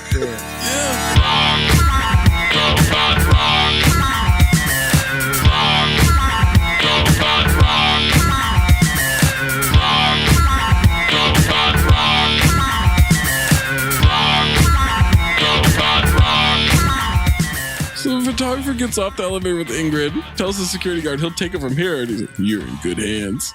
What? If you wanted to, you could be doing a lot bigger layouts. Up to you, but I could help. She doesn't want to play games. Games? What games? Look, I'd be sick not to want to sleep with you. Don't do it for me. Do it for your career. This guy is selling right now, man. Carl. Is Carl being honest? Should we applaud him for his honesty as he tries to sexually harass his way into sex? No, this is some attempted gaslighting here. He's trying to trick her into thinking that banging him is for her. I mean, it really is. It's like, don't do it for me is like one of the... Don't do it for me. Do it for your career. And then he's like, look, it's not like I'm trying to marry you here. I just want to fuck. And then he shifts gears pretty hard. So I can see it's going to take some time to make you change your mind. What? Where do you want to eat? I'm not doing this for me. I'm just trying to help you find happiness. The security guard noticed that she left her bag behind. Let me just point out right now, at this point, Brigitte Nielsen, ass firmly on. How's she gotten worse from Rocky IV? I mean, it's literally her third movie. I don't know that she went to Juilliard in between Rocky IV and Cobra. I think she was just fucking Sly Stallone and going from movie to movie. Photographer is throwing everything at her. She realized she forgot her bag. He says, "You see, you do need me." What part of the dentist system is this? Now, the first step to any erotic conquest is to demonstrate your value. Then she sees an axeman come up from behind. He chops the steam pipe. They start killing the photographer. She runs. This axeman has got lousy aim. It's a lousy shot. They're not used to axing in low ceilings. You see, they do all their training in those high-ceilinged abandoned pools. Another one tries to kill her, but the axe hits the water pipe above. She runs off. Lousy. Random guy in a suit gets chopped, drops some champagne. Sewage coming out. Random guy. How about ass off guy? Really? That guy's ass off? Amin loves people that just get killed and gives them ass off. Random deaths in movie, yeah. Because here's the deal. Brigitte Nielsen or like Brian Thompson, you got a whole movie to kind of get in a rhythm and get a feel for the character, whatever. It's like, these people, these poor people, man, non-speaking role extras, man, you got a split second to sell that shit. Mm-hmm. You got to get it right. There is no room for error. This is Steve Carell world. I might get one shot all game long. I have to hit it. I'm not volume shooting out here like Michael Jordan.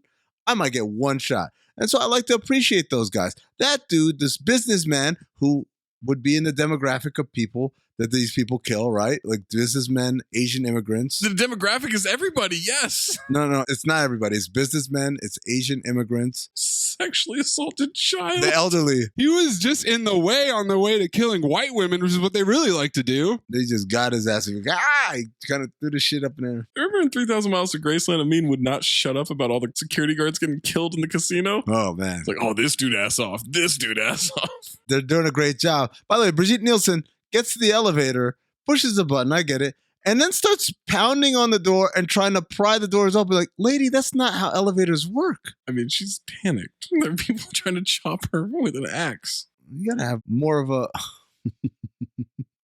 I just got to the point where Brian Thompson, they get the close up of his mouth and he goes, kill her. Kill her. Guard comes out. 3 guys run up. He pulls his gun and fires wildly. The guard is a lousy shot. She crawls away from the elevator. The van door closes. We get a side mirror reflection of Night Stalker holding up his shiny knife that is glinting in every single shot of this movie. Then they ram the van into the guard and into the elevator. Like, that is impressive, man. Move! The golden dumpster, they rammed the fuck out of him, man. Like, he didn't get pinned into the, he literally explodes away on impact. He just evaporates. I laughed so hard. She tries to hide as he bingos his face out. I don't really remember what that means. Same note too, bro. I said these masks, LMAO, bingo. Those eye holes. He hears sirens and runs off as he was so close to her. She's at the hospital now. They give her a sedative to calm her down. Poppy and Cobra are there. Poppy introduces them, says they're a pair of really nice guys there to ask some bad questions. The intense-looking gentleman behind you is Lieutenant Cabretti. Yeah, I'm sorry. Who's this gentleman sitting behind you? Hello, Ms. Lady. Ask bad questions. First question, what do you weigh? Because it says 127 here, and I'm not believing it. You don't look like policeman. Yeah, he's dressed like a fucking newsie. That's why he doesn't look like a policeman. No, you're kidding. She must mean you. No, we are. We're the real thing. I don't understand why this happened to me. Why don't you take a minute? Think about it. Do you have a fight with anyone? Owe anybody money? Been around drugs? People dealing them? No, never. That's nice. So in other words, there hasn't been anything. No threatening calls, no threats of any kind. The drunk woman cop is watching them. There was this guy who scared me at night. Who? I don't know who he was. Some guy broke down under the underpass. I just drove away. What time? Maybe 10. The man scared you? Why? What was he doing? Just the way he looked at me. So she saw him at 10 p.m., then went to a photo shoot, and what time is it now? 6 in the morning? You know how photography goes, man. Late nights. Those photographers. Let's get something to eat. It's for you. Not for me.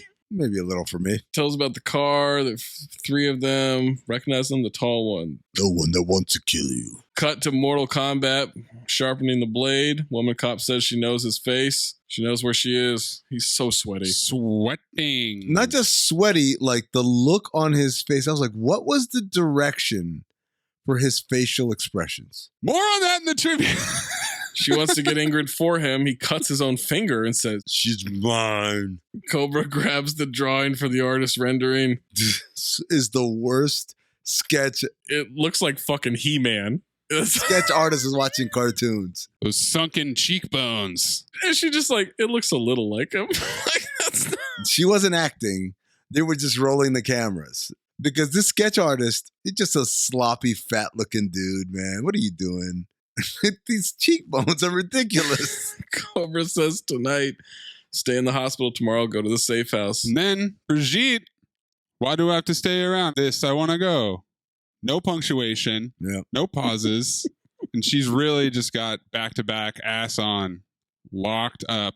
And just think, that was the best take that they got. And next comes the weirdest banter ever. Fighting over her eating food? Leftovers, you embarrassing ass broke boys. Sony, you hungry? What do you got? Like trash pandas. I got something that looks like cheese.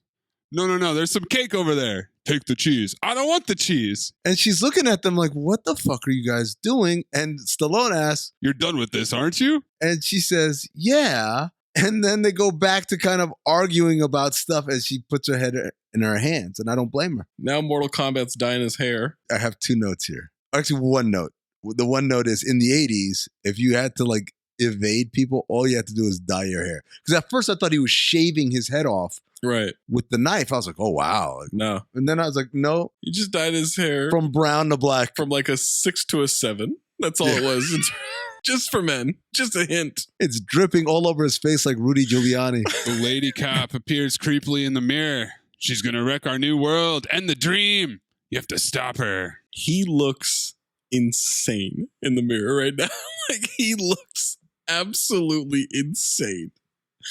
Cobra and Poppy walk and talk about the drawing. Great looking guy, huh? You don't have that upside down? Banter. Cobra wants to take the drawing home and check it with his files. 20th century, bitch. Trying to recognize them. Be back in a couple hours. Poppy talks about how good looking she is. Zach, you have to be careful here because you're saying the actor who's best known for playing Poppy talks about something, but you said Poppy talks.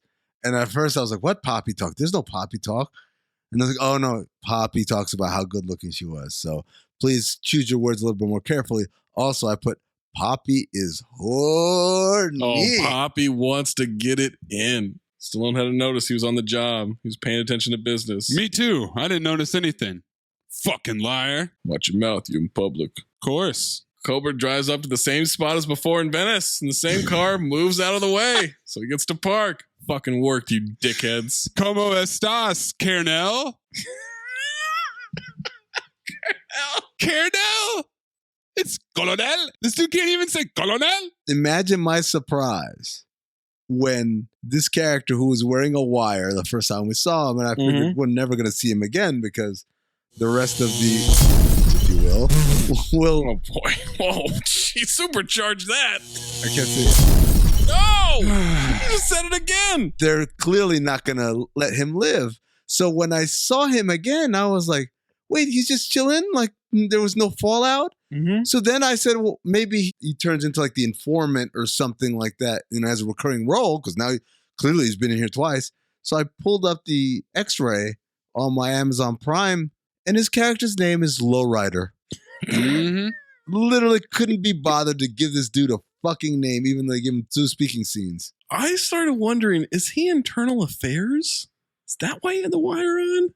And Cobra knew it? Lowrider, who, by the way, also, Lowrider was sitting on top of his Lowrider drinking a beer. Everybody else was in the car, just hanging out. A lot of confusing decisions here. Cobra calls him a good citizen. He is wearing the fuck out of this duster, man. I mean, he is bringing it. Yeah, he is. Mortal Kombat's walking into the hospital. Cobra's checking his files. He's not just checking his files. He's drawing on the see-through whiteboard. Yeah. Which I didn't know they had in the 20th century. Like he works at Google. It's got a map on it, too. Map of L.A. County. I was very impressed, let me just say. He has a computer, too. Ingrid's tossing and turning. Cobra is printing stuff out, and I love that old printer sound. Dot matrix printer. 20th century, bitch. Wow, same note, too, bro. Mortal Kombat murders a janitor in a supply area, grabs his glasses, also changes into his custodian outfit. Look, I know what my reputation is on this podcast. Oh, here we go. When he comes out and his hair's dyed and it's slicked back, for a brief moment, I said, holy shit, he looks like Maze. What? In this way, watch. So Maze, in the Mark Order animation of Maze, the eyes are surprisingly wide. Whereas Maze in real life, his eyes are very low, probably because he's under the influence. That's what I've always assumed, that Maze is just high all the time, and that's why his eyes look like that. Who are you, Snoop Dogg in the green room? I mean, what the hell is going on? You want to sit there and stay on the weed? We are giving the license to people to get high. Weed. You jeopardize all of that for some weed? Stay off the weed. Your livelihood, millions of dollars, and you can't stay off the weed? Really? Weed? Weed? Really? It's millions of dollars.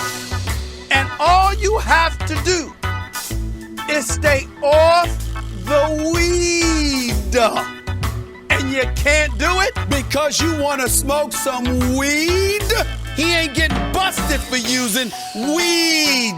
Everything eviscerated, thrown away, confiscated, taken from you because you can't stay off the weed. Stay off the damn weed. The wide-eyed version that is the caricature in all the artwork looks like Brian Thompson.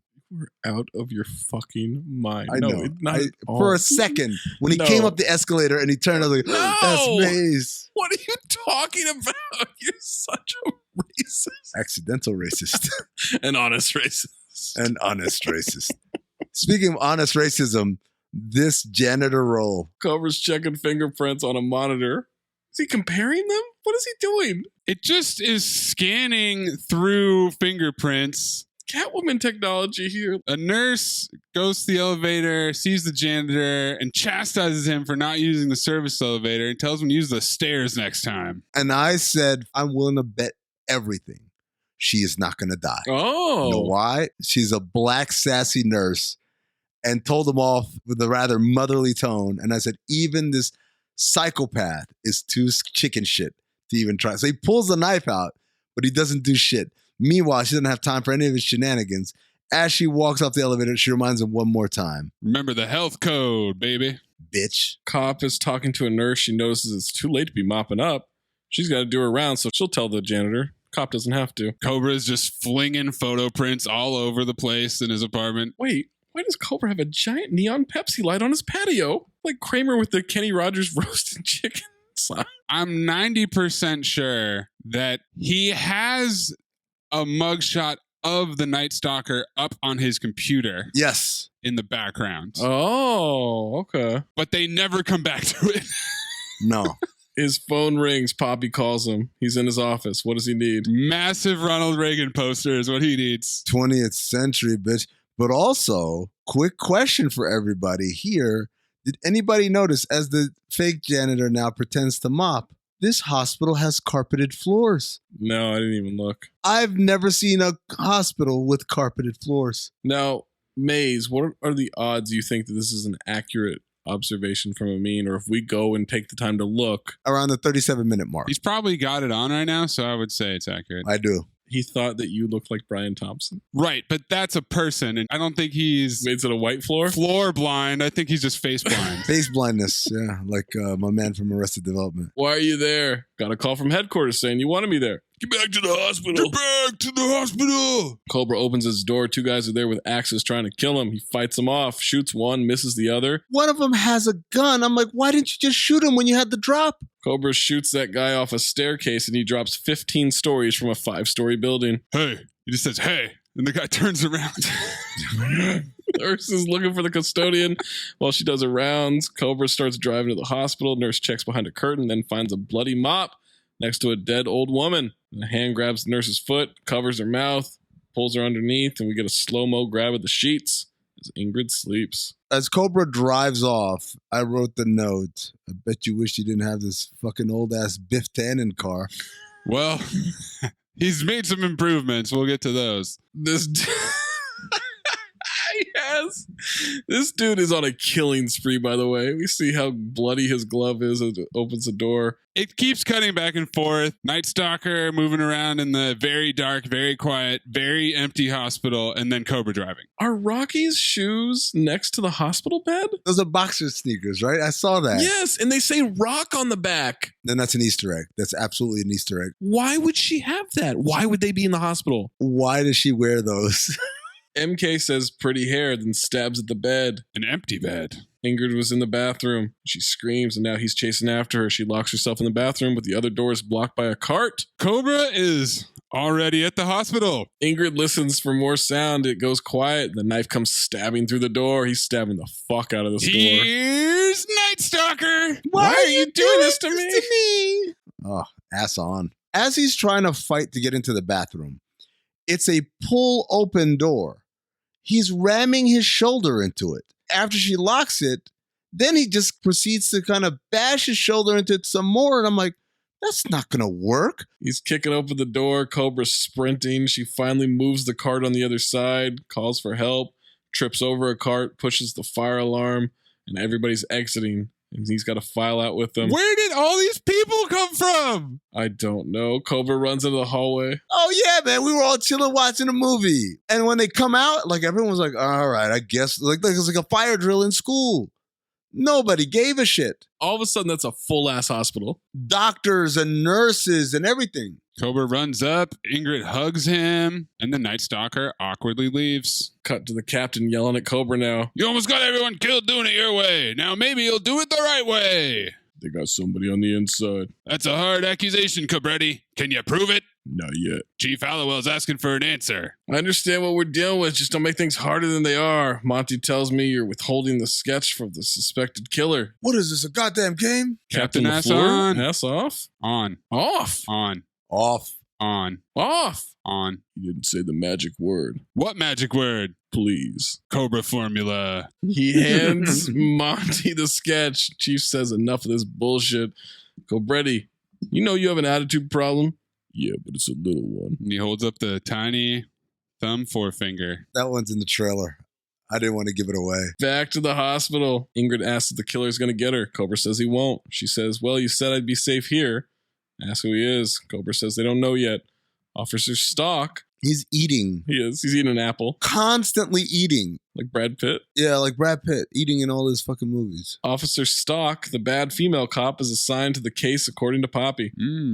They're heading to a safe house. Cobra offers her a bite of his already mangled and eaten apple. She declines and he asks, don't like health food? Leaving the hospital, Monty is berating Cobra over not letting his team handle this. Calls him a hotshot. We want him just as much as you do. Do you?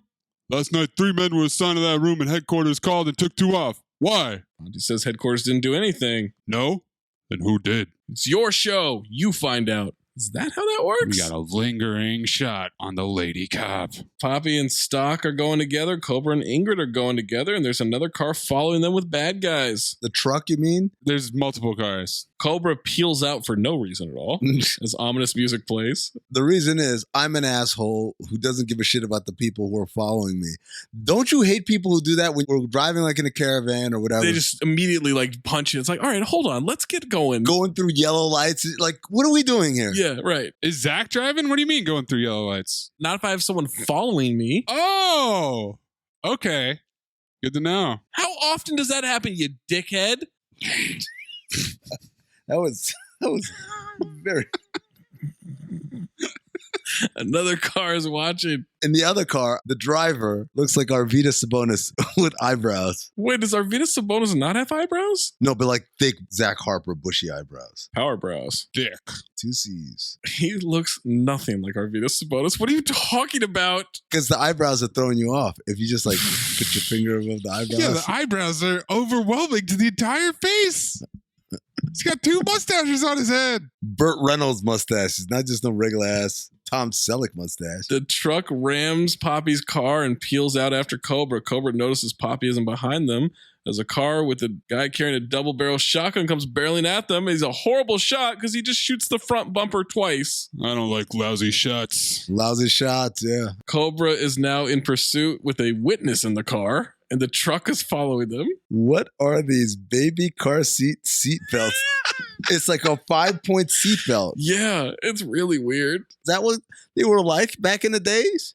Is it with Biff Tannen's car? Ingrid is ass off in this car chase. Cobra is ass on. Same car. Mortal Kombat fires at Cobra's car. Ingrid just put her ass right back on with the fear of being shot. Truck passenger shoots from behind. They hit Cobra's trunk. So he spins around. Shoots a machine.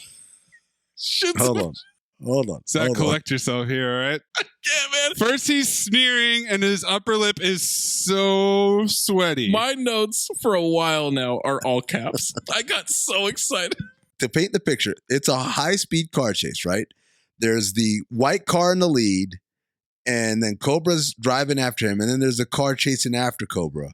Cobra, as he's speeding along, gets really upset about like this car behind him shooting, pulls a maneuver. I want to say jams the brakes. I don't know what he does. Hit the e-brake, spin around in a 180. No. He didn't do any of it. He just turned. He loses no momentum. None. At all. Almost goes faster. If he's going 80 miles an hour, he spins and then continues moving in the same direction at 84 miles per hour. Pulls out the machine gun, shoots the truck, and then spins back, again, not losing any momentum, back to 80 miles per hour moving forward. He's crazy. He's crazy. In case you wondered if physics only don't apply to his car. No. Because the truck he shoots the engine of just front flips and explodes out of nowhere. Blows up. That's a very 80s thing, though, to be fair. Down to the frame of the car. In the 80s, you shoot the front of a car and it front flips and explodes at the same time. By the way, there was something that you missed. They ran through a hot dog truck. They did, yeah. I said, is the hot dog man from Hercules going to run after them to make sure they pay for these hot dogs? Cobra gets side by side in a tight alley.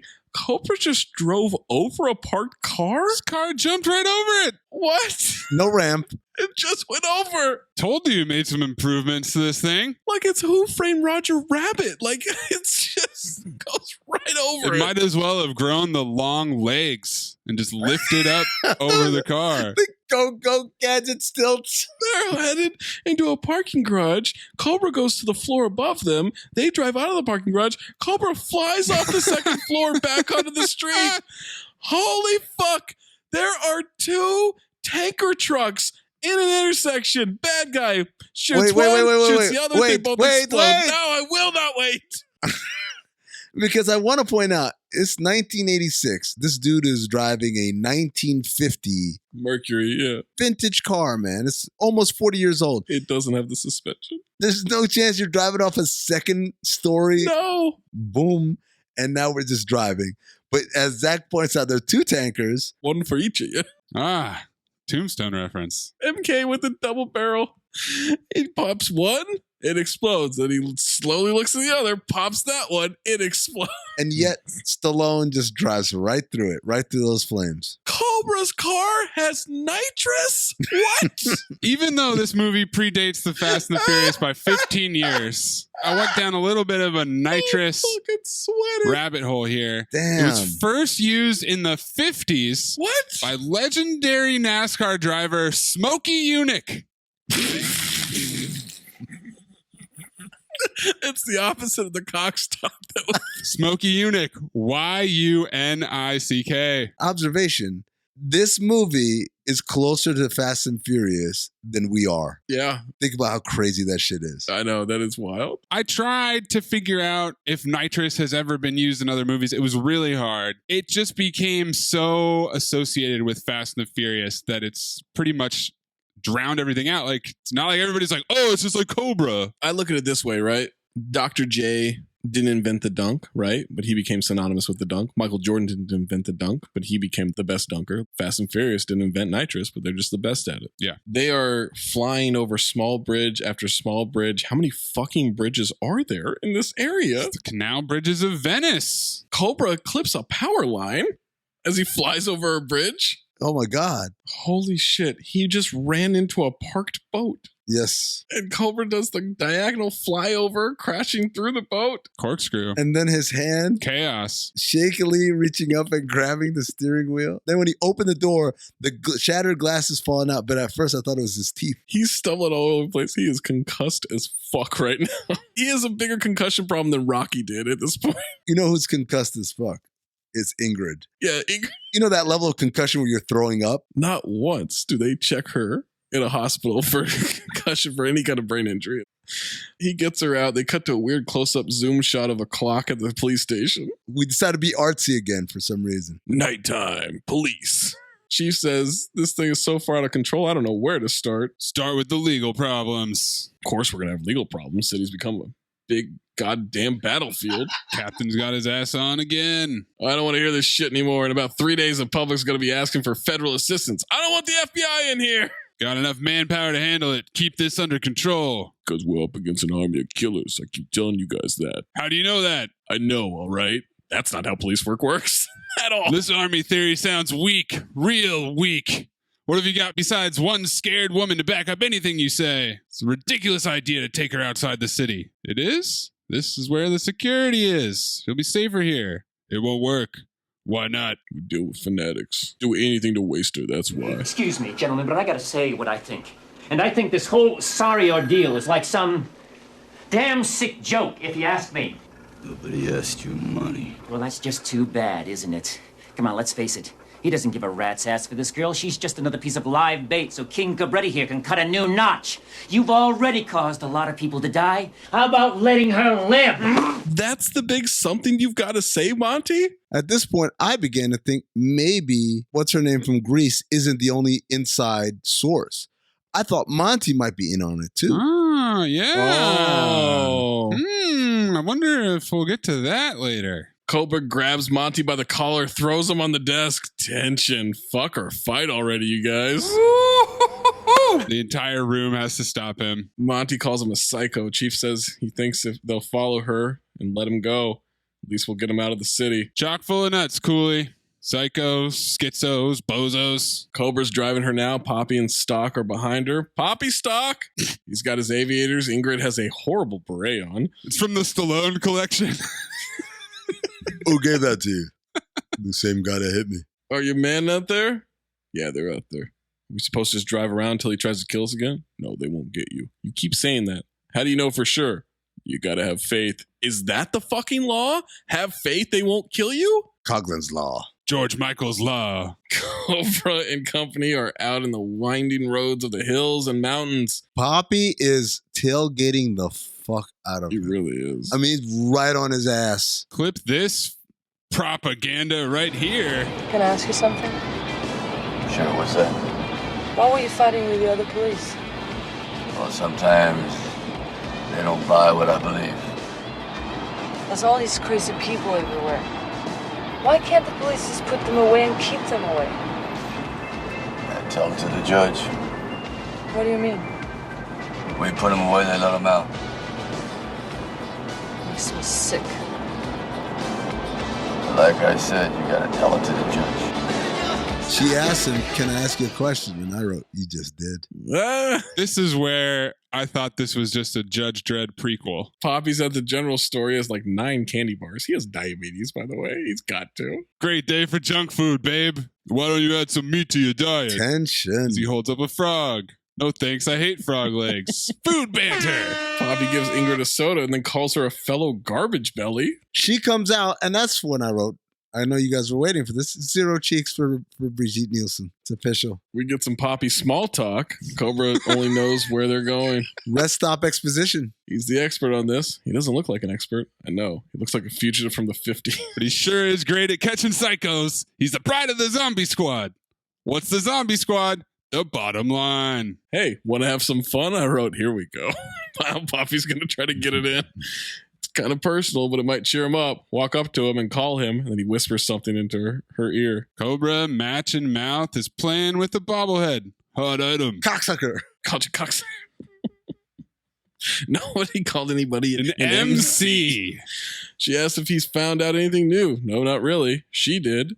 She says, Marion Cabretti. Is that really your name? It was tough growing up with it. I like it. Always wanted a tougher one himself. A little harder name, like Alice. They laugh. And then he says, sorry, no sale to the woman. What is this woman selling? The rubber chickens? There's like a Superman comic book in the back. Oh, 20th century gas station tchotchke stand. Outdoors. Double axe ceremonies back in the abandoned pool. Have these guys been clinking their weapons the whole time? That's a great question. In the sauna from hell. They stop at a cafe for French fries and ketchup, and there is so much ketchup. They stop at a cafe for ketchup with French fries. Crinkle cut fries, too. One of the worst kind. How much ketchup is she putting on these fries? She squeezes the entire bottle. I timed it. She squeezes ketchup for 32 straight seconds. 32. Okay, and go. I'll tell you when to stop. Cobra Fonzie's the jukebox to get it to play, then picks up a giant burger sculpture, brings it to her, says, your entree's ready, as she continues to squeeze ketchup onto these fries. He asks her if she has a life preserver because her French fry is drowning there, and I wrote, finally, someone addresses it. That's Cobra. Formula right there. You have a life preserver? Why? Because your French fry is drowning there. He tells her they're in a foundry town. She asks if he ever lets go. What do you mean? What do you do to relax?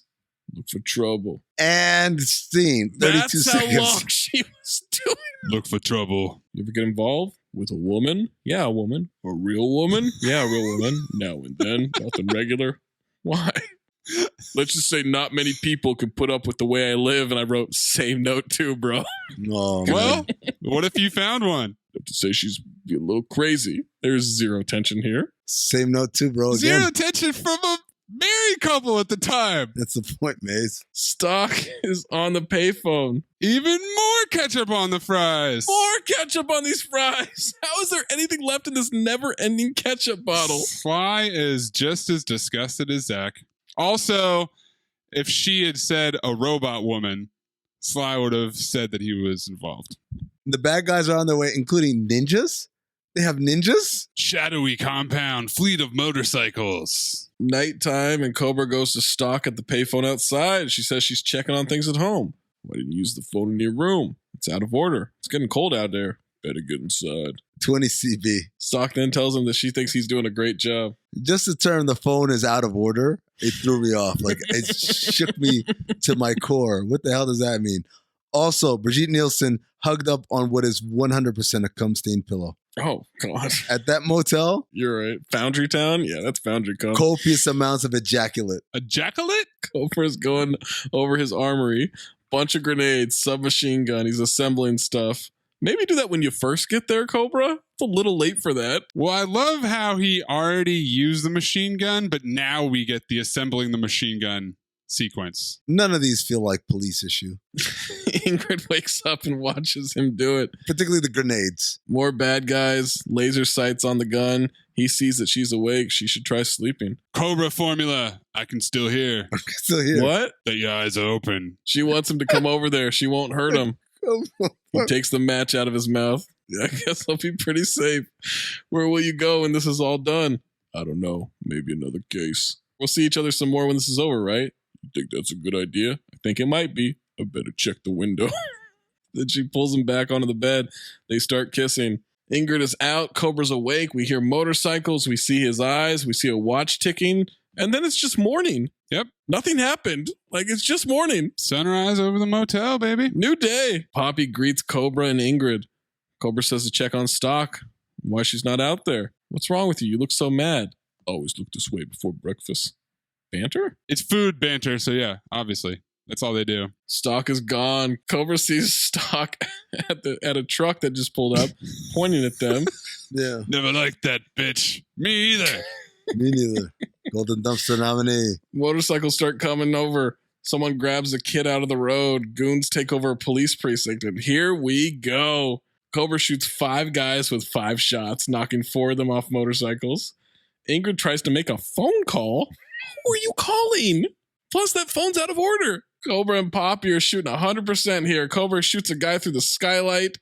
Now the bikers are shooting the fuck out of this house. A dirt bike goes through the door. Oh, you ain't no Action Jackson. Cobra immediately wastes him. That guy had zero plan after crashing through that door. He wastes him.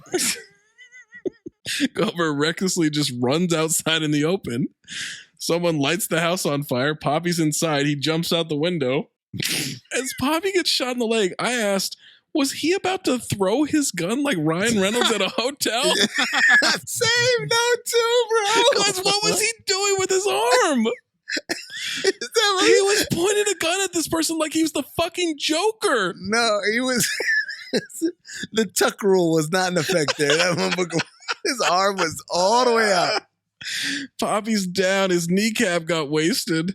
Cobra's wrecking everybody on dirt bikes. Johnny drives the truck. Cobra throws a grenade, not at the crowd of bad guys, but at one lone dirt biker. And the bike launches straight up in the air like it's on a trampoline. The explosion causes the dirt bike to go higher than the person on it. What happened there? No rotation whatsoever. It's like it was lifted on an invisible cable.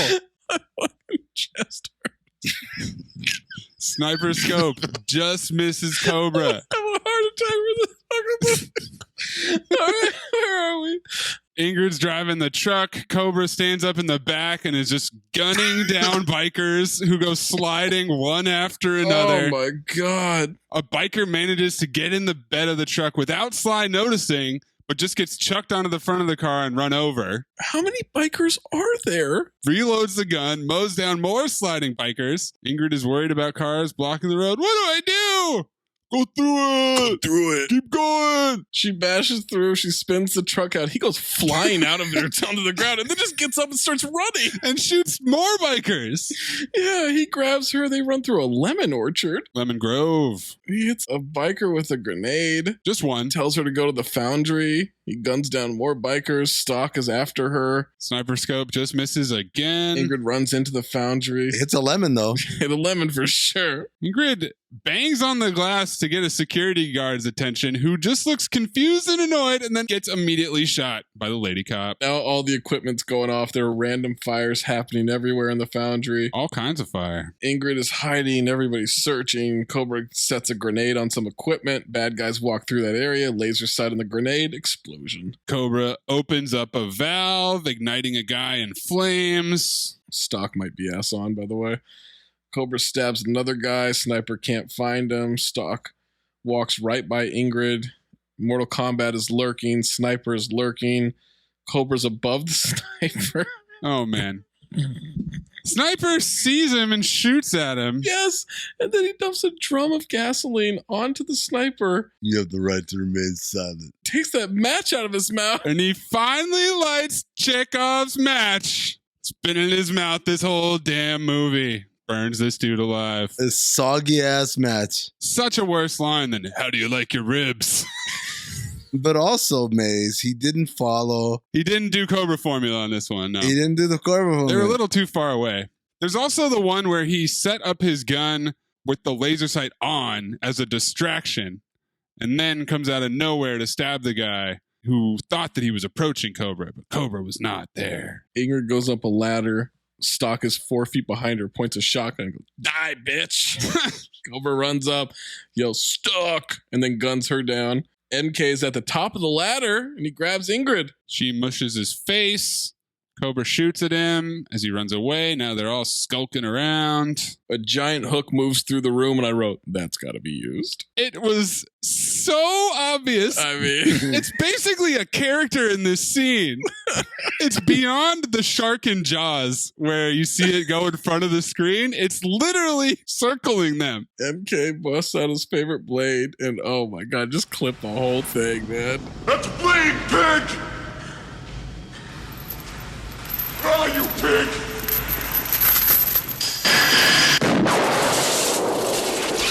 I want your eyes, pig!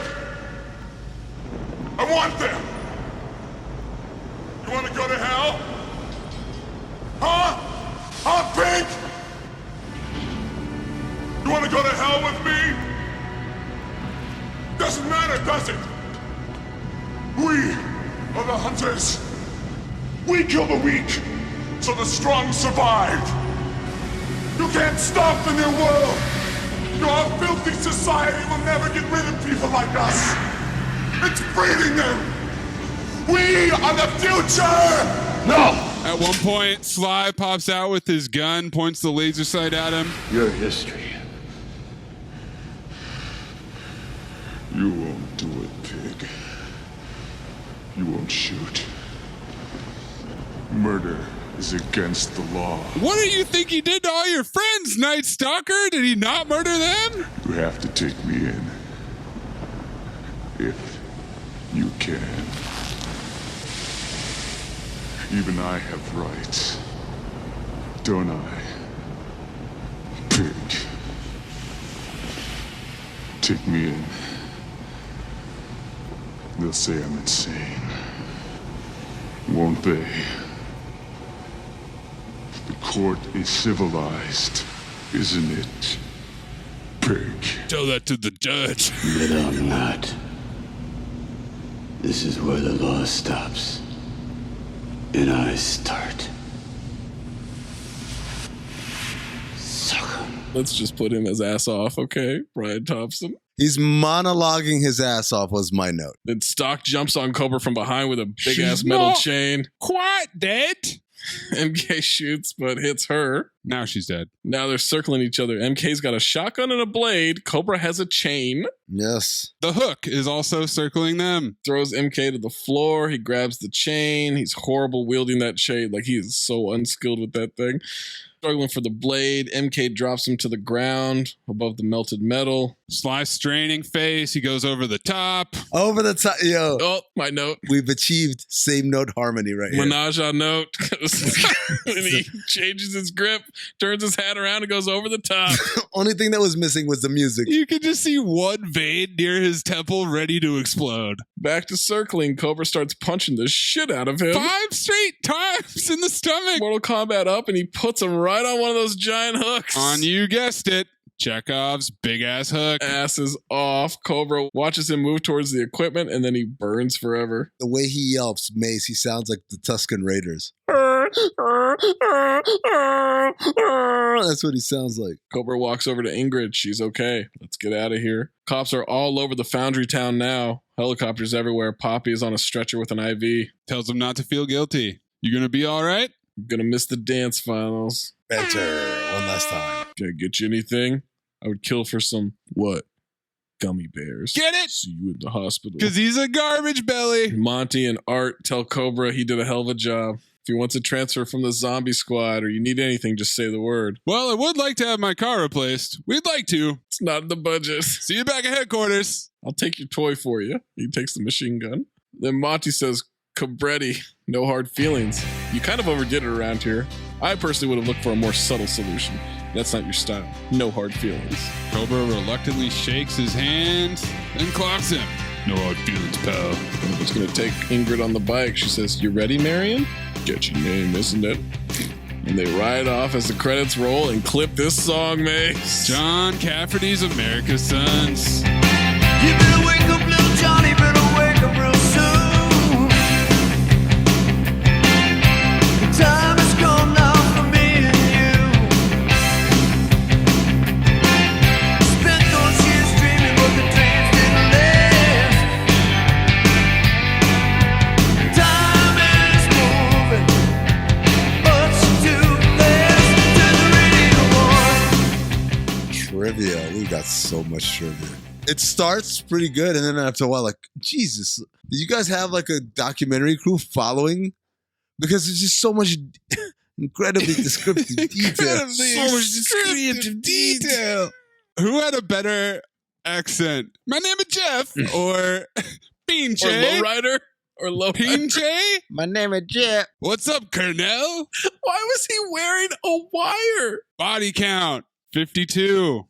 41 are killed by Cobra. That's it? You can't murder. Those are all bikers in that one scene. That's a 40 right there. Cobra was nominated for 6 Razzies, but didn't win any. Worst Picture, Worst Actor, Worst Actress, Supporting Actor, and New Star, Brian Thompson, Worst Screenplay. Cobra needed much additional editing because the film was so graphically violent that at first it received an X rating from the MPAA. What? Warner Brothers also did not like the level of gore and violence of the first rough cut, which is why they would not release the film until most of those scenes were deleted and it received an R rating. So this is really interesting because I have conflicting trivia here, Maze.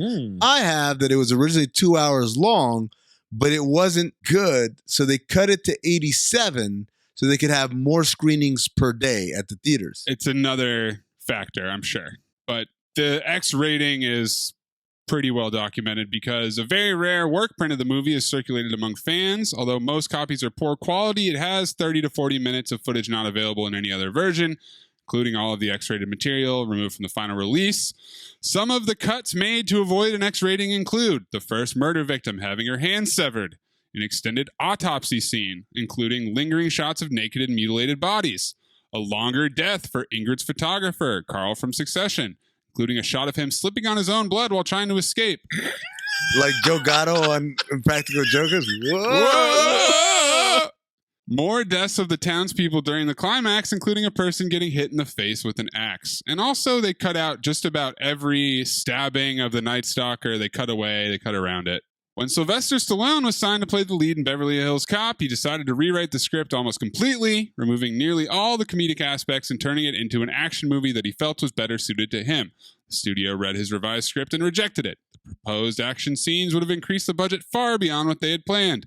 Stallone later channeled his ideas for it into an original script. Stallone has said that his script for Beverly Hills Cop would have looked like the opening scene from Saving Private Ryan on the beaches of Normandy. Believe it or not, the finale was me in a stolen Lamborghini playing chicken with an oncoming freight train being driven by the ultra slimy bad guy. You can't play chicken with a freight train? Tell that to the judge.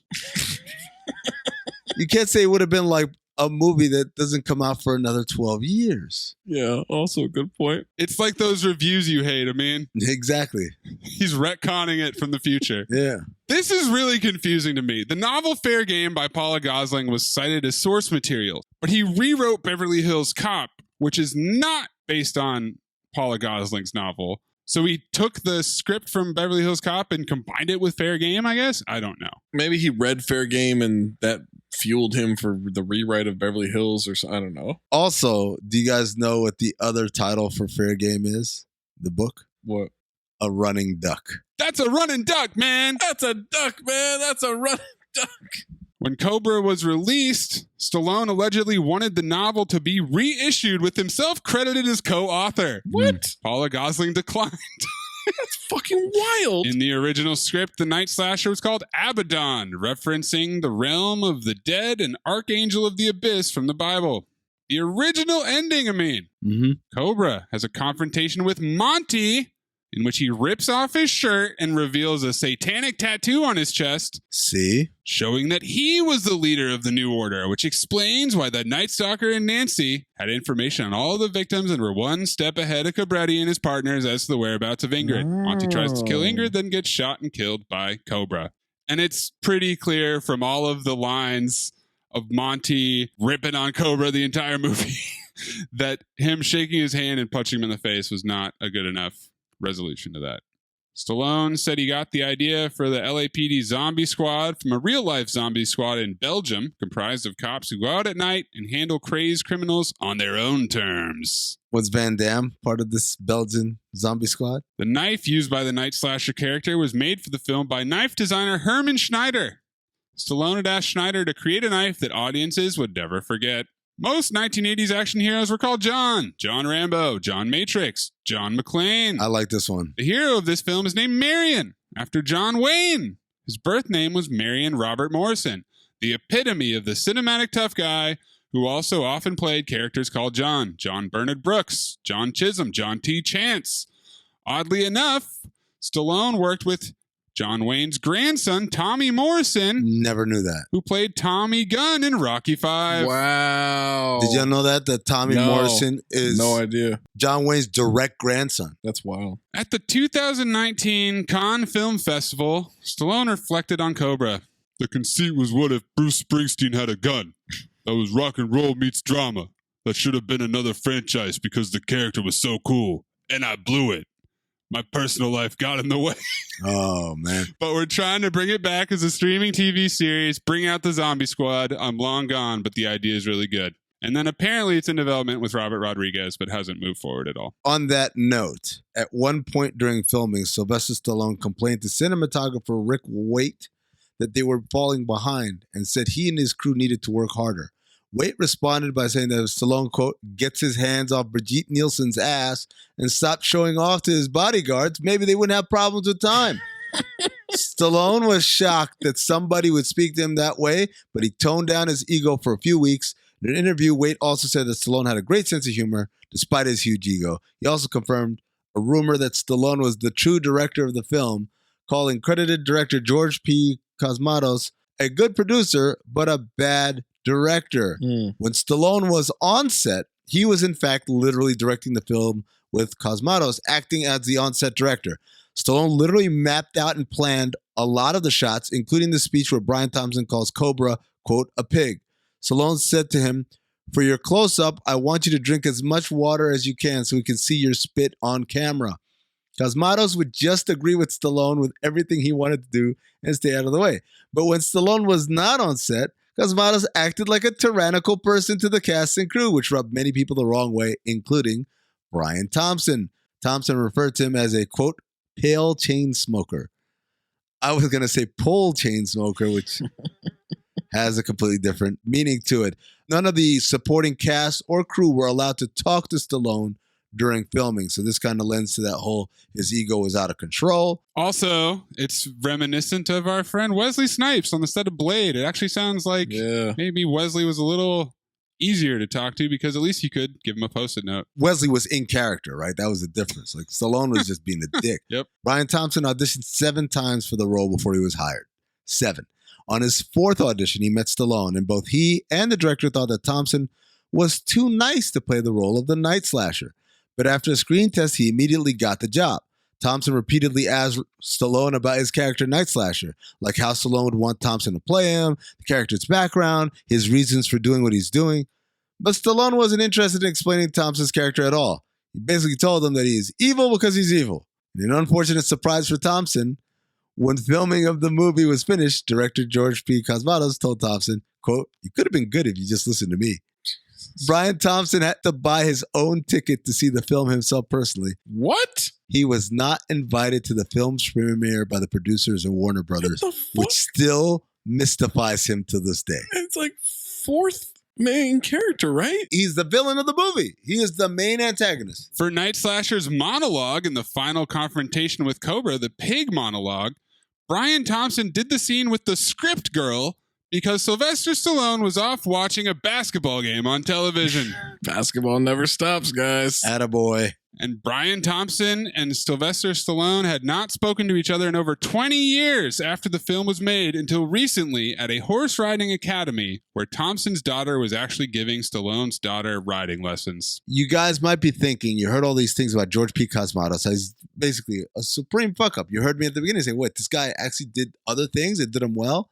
This is by far my favorite note from the trivia. George P. Cosmatos only got involved in the project to win the Moto Stunt Award for, quote, best motorcycle slide, which had eluded him throughout his entire career. Incredibly, despite receiving 5 of the 6 nominations in that category that year, he lost out to Gary Busey. He vowed never to film another motorcycle stunt. I read this trivia and I just didn't believe it. It's amazing, though. By winning big at the Golden Slideys. The Slideys. There you go. I don't buy this fucking trivia at all. No love for the Slideys? I don't think the Golden Slideys are real. I mean, I hate to burst your bubble here. But I do love the insight into Stallone's script writing process when he says the Night Stalker is just evil because he's evil. Yeah. Why have a backstory? Why explain the New Order cult? They just exist. Tell that to the judge. Most of the film's murder victims and most of its villains are essentially nameless. Neither Cobra nor anyone else is working on establishing the identities of the killed cultists of the New World. Guys, I don't see a Golden Slideys. Okay, how about this one? Stallone's... This one might not be true either.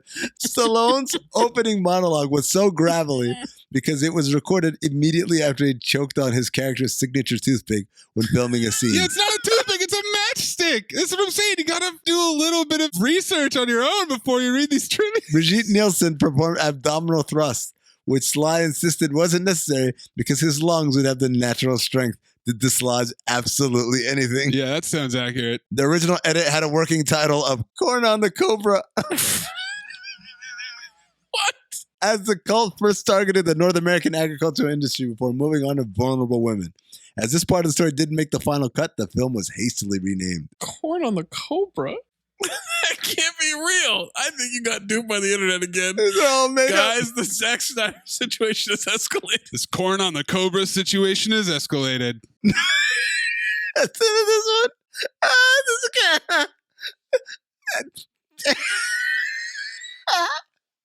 Hold on. It's not even going to be real. Hold on. During the final act, Cobra and Ingrid are pursued through a lemon area. I mean, I read all of these and they're all not even remotely accurate. Let the man talk. Let the man trivia. The film has the most lemons in any... It's so dumb. In any one take. Most lemons in any one take is the go-to Christmas movie for the citrus community. Who is writing these trivias for Cobra? They had to win the Golden Lemmys. You know? The go-to Christmas movie for the citrus community.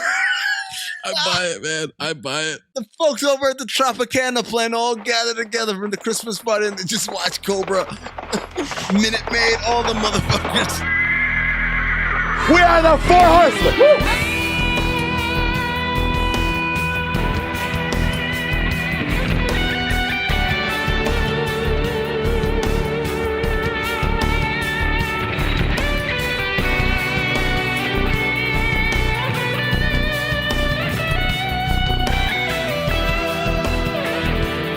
Four Horsemen banter in a walk.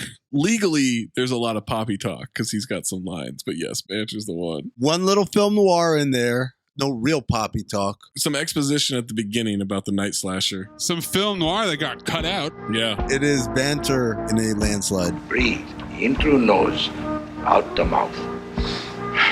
Ass on, ass off. Teddy Rex, Moosey Teddy Rex. Teddy Rex, Moosey Teddy Rex. Ass on. Fuck it, ass off. Ass on.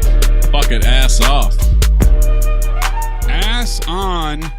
Brigitte Nielsen going for back-to-back as Ingrid Knudsen. Art LaFleur as Captain Sears. And John Hawke as Lowrider. You're out of your mind with Art LaFleur. I'm never going to co-sign that. He was great in this. I mean, it's probably got to be Brigitte Nielsen, right? She's pretty bad. She's bad. John Hawke as Lowrider. Giving her some competition. I mean, I believe that he was wearing a wire, but I just didn't know why. Now, was Monty the cop with the bullhorn saying, "We don't want to hurt you"? Yes, that was him. Damn. But he makes up for it later. He makes up for it later. That's the difference between Steve Kerr and Michael Jordan. Yeah. Michael Jordan gets more shots. Steve Kerr, he missed that one, and that's it. It's Brigitte Nielsen. She's so bad. The whole movie, she's bad. I just realized that she didn't even win for Rocky IV. It was fake Gorbachev. So her first Ass On Award. And the Carl Weathers Memorial Ass Off Award. Oh, man, this is tough. Makes me so happy. Rini Santoni as Gonzalez. Tony Gonzalez. And Brian Thompson is the Night Stalker. I love Brian Thompson as the Night Stalker, so that's my vote. The pig monologue definitely was a better showing for him. I liked Rini Santoni the whole time, though. Actually, I'll change my vote. Mm-hmm. If you say that Pepsi machine, I'm going to punch you in the face. The sassy black nurse. Oh, the sassy nurse. You definitely sold it. These are the nominees I have. I have her, Night Stalker. I have the guy falling over the table at the beginning. All right, then I want the fucking Pepsi machine, the Pepsi display out there, all right? If he gets the guy falling over the table. Dak Shepard. Not Dak Shepard. Go, you're free. And then I also have the businessman who gets axed to death. I'll go with you, the black nurse. She was great. Are you good at keeping secrets? Absolutely. Because I've got a present for you. Secret present outside by the dumpster. Is it a baseball mitt? To fit you like a baseball mitt, like a glove. I hope. Golden Dumpster nominees. Cobra drinking a Coors in the middle of a hostage situation. Tough to beat that one. Pepsi display. Cobra taking a single piece of pizza out of the freezer and cutting off a corner of it with scissors. Stallone's weird obsession with 80s robots. Ingrid's photo shoot with a robot in a fur coat. I still have not recovered from that. Ingrid dousing her fries in ketchup. Cobra lighting the match and tossing it at the guy, doused in flammable liquid. You have the right to remain silent. And the Cobra formula. Oh, man. The entire car chase scene. You can't leave that out. I stopped writing things down after the robot photo shoot. I said, nothing's beating this. And nothing will. It's the robot in a fur coat. But what is it for you, Amin? I don't know. 3 different times. Oh, it's got to be that. Oh, it's got to be that. Oh, it's got to be that. These are the finalists. Stallone drinking the beer. Yeah. Fur coat robot. The car chase. The ketchup. 32 seconds. Was there a 5th one in there? I'll go first. Okay. I have my golden dumpster. What is it? The Cobra formula. Oh, yeah, there you go. Cobra formula. I want to respect it, but fucking Pimp Bot. How do we say no to Pimp Bot? Can I get a spin off? Pimp Bot 3000. Can I get a spin off with this robot in a fur coat?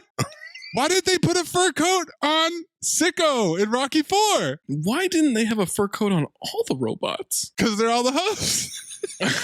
Because he only calls that one daddy. I got to change mine, guys. It's got to be the French fries and the ketchup. I was so distracted by that. I feel like we can all win here if everyone takes a separate one. Yeah, I'll go French fries with ketchup. I'm going to go... You going Pimp Bot? No, it's all Maze. I can't take that from Maze. You can't reverse gentrify it? Car chase, Stallone drinking the beer. Or shit, I just remembered. I'll blow this whole place up. I don't care. I don't shop here. No, you know what? I'm going Stallone with the beer. No, I'm going with the car chase. I'm going with the car chase specifically, going into reverse, shooting him, and then going. Also, he drove over a car without a ramp. Inspector Gadget. Maze, you going Pimp Bot 3000? It's almost specifically this photo. This photo is so... It's so good, man. It brings me so much joy. It's so good. She's got the pose. She's got the Borat swimsuit. But just this fucking robot in the fur coat, man. And the eyebrows. The fact that the robot has eyebrows. The robot looks like Eugene Levy. Yes, absolutely. But also Eugene Levy, I feel like he was like, whoa, when he's surprised and he raises his eyebrows a little bit. Yeah. Just a tad. Is there cheese inside of that robot's chest? I see it. Her arm's kind of blocking it. A block of cheddar. Like a block of cheddar in there. It looks like corn on the Cobra. I mean, you picked it, motherfucker. Motherfucker. I like that. The movie doesn't make sense. It was edited to death. We didn't even get a chance to go through all the continuity errors and the goofs in this thing. Did some continuity errors in this movie? I didn't notice. It was rife with continuity errors. By the way, the car, that was Stallone's actual car. Oh, okay. Also, the stats are far too high, even by 1986 standards. Of course. It doesn't even make sense why this entire cult is hell-bent on murdering this woman. Wouldn't they just go on and continue murdering people and avoid police interference? Instead, they go after it and thus bring about their own demise and destruction. None of it makes sense at all. The story is ludicrous. And the fact that the guy asked Stallone, like, yo, so what's the... And so, it's just bad. I mean, it explains a lot, but also makes for a ridiculous story, ridiculous movie. I fell asleep in the middle of it. I didn't tell you guys that. Despite it only being 87 minutes long. And it definitely slowed down after the car chase. Everything up to the car chase was fucking hilarity. And then after that, it just got really slow and boring.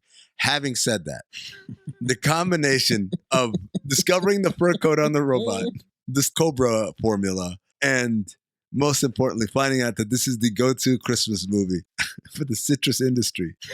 This is like Zach saying that he liked I Am Wrath because he thought a dude got a tattoo he didn't get. I didn't find that out till after. I didn't find this out until right now, but I won't lie to you. That right there, how hard I laughed.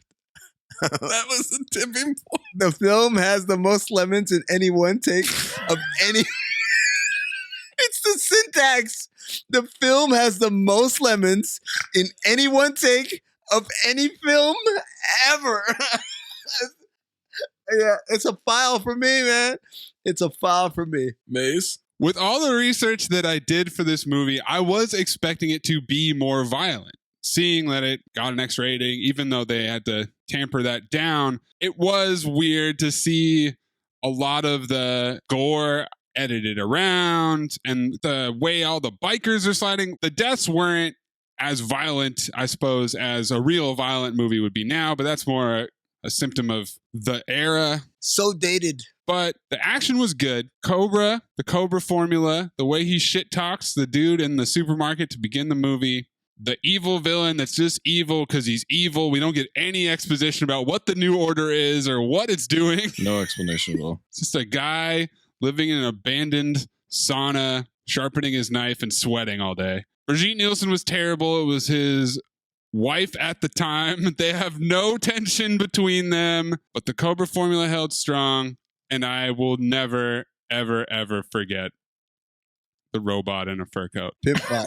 File. Pimpbot 3000. I file that photo, and therefore I have to file the movie. Zach? I hadn't seen this movie in no shit since the 90s. I have not seen this movie in such a long time. I remember almost none of it. Almost like I saw it for the first time. Like, I just did not remember it. Feels like the first time. It's almost like Zach didn't work in the citrus industry. You know, I've worked for Oakley, worked in the sunglass industry. I worked for the Oakland Raiders. I never worked for Don Lemon or any Lemon-Reese, any of The it. citrus community. So this was such an experience. Like, I thought this movie flew by. Brigitte Nielsen's awful. Stallone's not very good at this either. Like, the banter is terrible. Don't you like health food? There's the weird thing about his name at a certain point that doesn't really add anything to the movie other than a little bit of flirtation. Why didn't we get more of that? I'd love to see the director's cut version of this movie because I feel like it'd be just very strange. The movie that they tried to make, if we could see a finished product of that, I think would be pretty awesome. Yeah, probably. But they just took a hatchet to it because Warner Brothers wanted, like Amin said, a shorter movie so they could have more people see it a day, so they could make more money off of it, and obviously everything with the X rating. When he went back to his apartment with the sketch, what was he looking at? What was he going to check it against? His files. Filed me then. He just Cobra formula this. I just Cobra formulated my answer. File. Sweep it, boys. It's funny how the moment in the last third of the movie where I was like, I think this is going to be a phobe for me. And just saved by the citrus community. Saved by a fake trivia written by some idiot. Yo, shout out to this idiot, though. Hey, man. Whoever did the fake trivia for this one, that is next level. That's some great fan fiction right there. Make sure you're sending us your pick for Four Horsemen, your ass on, ass off, your golden dumpster, your phobe or file. You can do it on Twitter at TalkHoops, at Darth Amin, at Corn Puzzle, or do it in the Patreon Discord, patreon.com/countthedings. Get access to all the extra stuff we do, not just for Cinephobe, but the entire Count the Dings network, including, make sure you're around January 25th, Patreon subscribers only. Only. We're going to do the playback rewatch of Horrible Bosses 2. I can tell you right now, it's going to be drunk and it's going to be fucking hilarious because that movie's amazing. It's just going to be us laughing and reciting the lines the whole time, but you'll want to do that with us. We continue on with Stallone month because, boys, I have not found a phobe yet. Stallone month rolls on, but you, the listener, have to vote in the poll to decide who gets the next pick of Stallone month.